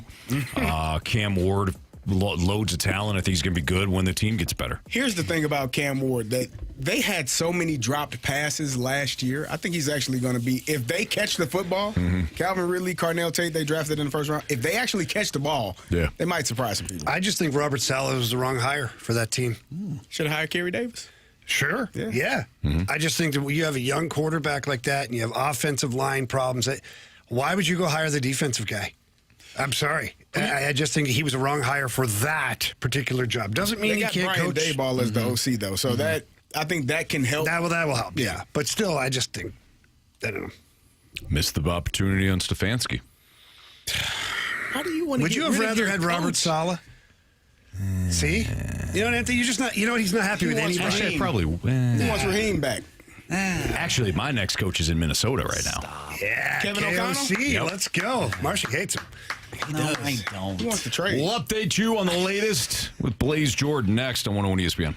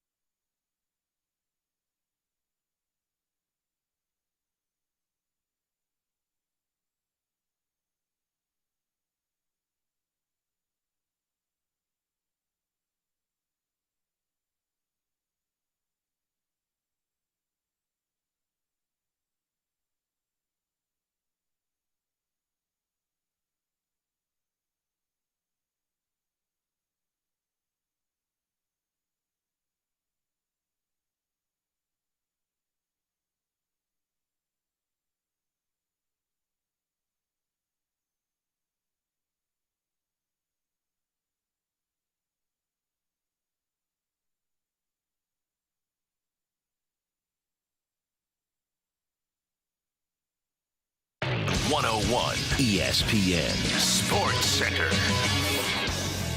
I'm Andrew Marsh. It's time for a Sports Center update brought to you by Universal Windows Direct. The Cardinals take down the Orioles today by a final score of 7-5. The Cards avoid the sweep, and they'll take on Pittsburgh tomorrow. Tomorrow is Freedom Friday, so make sure you send in all of your text messages.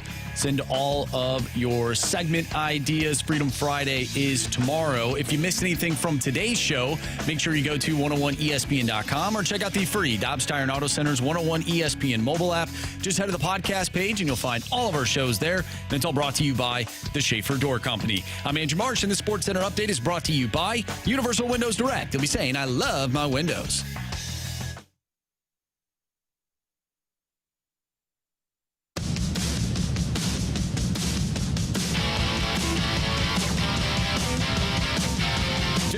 Of the Post-Dispatch and STLtoday.com, who appears often, weekly in fact, with BK and Ferrario, tweeted out that the initial feel is Blaze Jordan will miss some time as a result of the injury. Severity is being determined right now.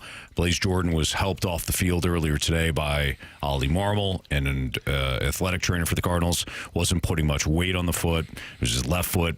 Gets assistance down the stairs into the dugout. And again, they're taking a look at Blaze Jordan. So not the best news for a team that continues to be injury ravaged. And, man, it's just this Cardinals season has been real weird. We come in and we're like, yeah, this might be, kind of awful. And, oh, my God, they're half decent. Look at this team. This team is fun. Holy smokes. We're all having a good time. Slap hands. And you get a little closer to the end of the year after all that excitement, including a Jordan Walker home run derby championship, as well as a Baez 3-homer debut. Mm-hmm. And now pretty much the world is ending for the Cardinals. Not ending, but not great. How can you explain this? Injuries, losses. How many games have they blown? Just ball, Marsh? man. Too many. Oh, I thought you had the actual number. In the upper 30s, the leads that they've given up. I'm not a doctor, right? But I honestly feel like I've injured every body part. I told you all the other day when we were talking about Jamar Chase, I said hyperextended knee. He'll be fine. Mm-hmm. I didn't call these things out. My man Blaze hurt I do go to you when I've got certain injuries. No, seriously. Yeah. I asked you about turf toe the other day. Listen, give it a couple of days. He goes, maybe a week or so. It's funny, too, because he doesn't wear glasses. All of a sudden, he got the glasses out. I'm like, I've never seen those glasses, Kerry. He's like, yeah, see, turf toe is typically on the bottom of on the top of the foot. On the top of the ligament right there. Not the bottom. So what you're dealing with is fungi, dorsal metamorphosis. Mm-hmm. Yep. I said, thank you, Kerry. Yeah, anyways, continue with your Blaze Jordan diagnosis. The interior part of his ankle, probably ligament issue. It's usually could be 4 to 6 weeks. Sometimes they say the high ankle sprain is generally worse than a break. A break. So what I don't know if it's. Looked like it was his left ankle. That's going to be a tough one, being a right-handed batter. Interior That's part plant of foot. The ankle. Shut him down. I would. We'll see. Get rid of the guy. I don't know. I'm not. I don't mean get rid of him. I'm not a doctor. I don't know if it's 4 to 6 weeks, but about 28 games left. I don't know. If you can put pressure on it, then you're good. But lateral movement for a while will be limited. That's going to be an issue playing third base. Yeah. But the good part is if plant foot, that's going to be an issue for his power. Trying to land on it. I'll be all right, though. He'll be fine. As he rotates around on the ankle, Anthony? Yeah, just swing off one leg. We've seen that before. Left foot? Yeah. He should be fine. Anthony thinks so. Shut him down. He'll be fine. I blocked a shot in men's league the other day. It hit me right in the ankle, and my ankle is the size of a golf ball. Now it's not. It's all good. You should wear shin guards. Your ankle's only the size of a golf ball? It was the size of a golf ball, and now it's not. The bruise was. The bruise. Yeah, the swelling. They said your ankle was. Well, yeah, my ankle was. It swelled up. It looked like a golf if your ankle was only the size of a golf ball. Your ankle bone, yes. It'd be really small. Does he mean like a softball?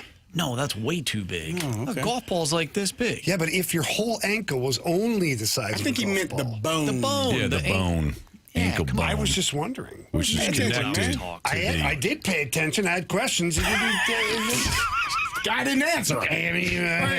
Come on, man. It's like the damn circle game again. He never said there were girls there. Didn't say it at all. Never said it at the end either. You guys never let me talk about it. He let you talk for 10 minutes. A whole segment. Yeah, you're trying to get the information. You're throwing darts at each other's legs, in between your legs. Yeah. Now, Marsh, were those regular darts or were they lawn darts? Lawn darts are banned now. Are they? They probably a good idea. They are. Okay, but let's talk about this for a second. I played lawn darts as a kid. You have to be a certain kind of special to die playing lawn darts. Like, even if you hurl that thing, like... You got time to get out of the way? It's not the best idea. It's not the worst, though. Those things get rusted being on your garage for a while. You get a tetanus shot. We'll wrap up the show next on 101 ESPN.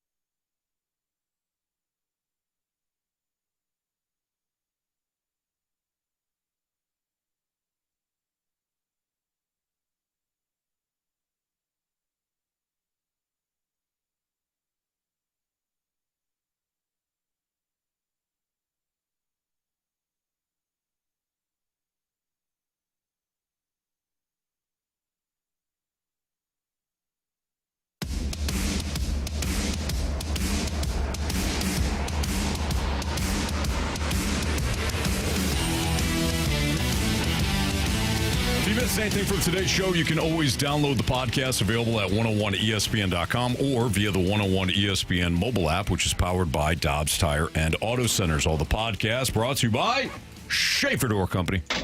Marsh, hit us with those criticisms. Yeah, I don't want to hit you, and Anthony. compliments. Sounds kind of mean. Presented by Bet365. With Bet365 early payout, you win even if they lose. Get paid out instantly when your team goes up big, even if they blow the lead later. Bet365. Winning is everything. All right, let's go to Curb Stomp. Today's show as a whole, Marshy, missing another Freedom Friday, has been a Cardinals winning banger. What I learned today is that life is a highway, and I want to ride it all night long. Hashtag shout out to the Snake Pits. Yeah, well done. As always, Snake.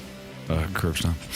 The 314 says, I have figured out why I listen to this show. You never know.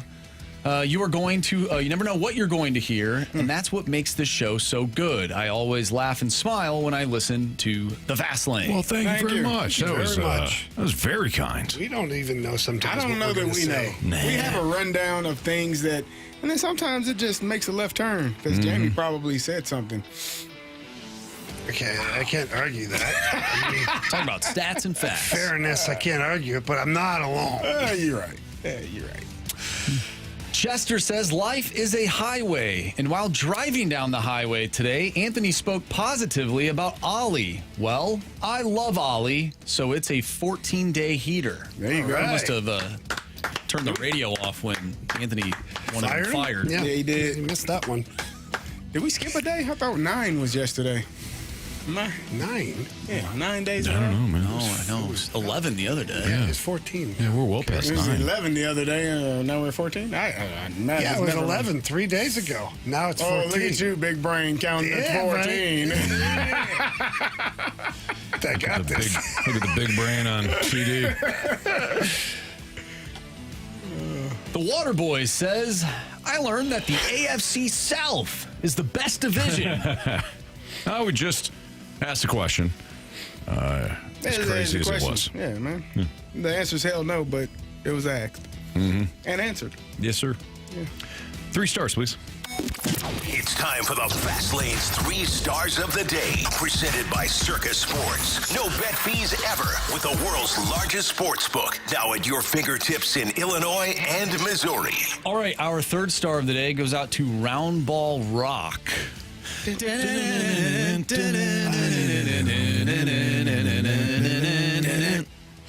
Second star of the day goes out to Idiot Kickers. Yes. Here we are talking about that idiot, our idiot kicker. Peyton Manning. 4 times. 4 times he called him an idiot.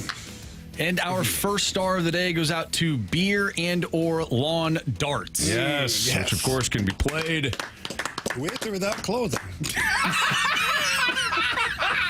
Only in Marsh's group. I mean, true. Yeah. It's all in a circle. It's all inclusive, too. Yeah, man. Yeah. You aiming for the beer can? Sure. Sure I am. Yes. Why is that dart in my neck? Man, I missed. Hey, should have checked the grip. Sorry about it. Get a whole pine tar on it next time. Yeah. Wind up in your knee. Yeah. No, seriously, that happens. Oh. I'm sure it does, Some Marshy. guy had a dart in his Why leg. the hell would you play this game, man? Blood. The next one would be in between that one guy's forehead, like right there. I mean, sounds fair to me. Yeah, It that's sort of what. sounds like that's how you started that fight club after that one day, isn't it? Yeah. Oh, yeah. You're all They went from playing the lawn circle to darts. wrestling. Seems like a natural progression. Well, really. beer darts is more of a daytime thing. The other thing, well, we don't talk about that. We don't talk about Fight Club. Yeah. Oh, man. All right, guys are crazy. Yeah, they'll do it. Yeah. Appreciate everybody being tuned in today. We've got instant replay coming up. And, of course, tomorrow is Freedom Friday. Where you have an opportunity to choose all our topics. And, boy, we're looking forward to it. Marsh is suspended. So, for the suspended Andrew Marsh, Kerey Davis, and Jamie Rivers, I'm Anthony Stalter. See you.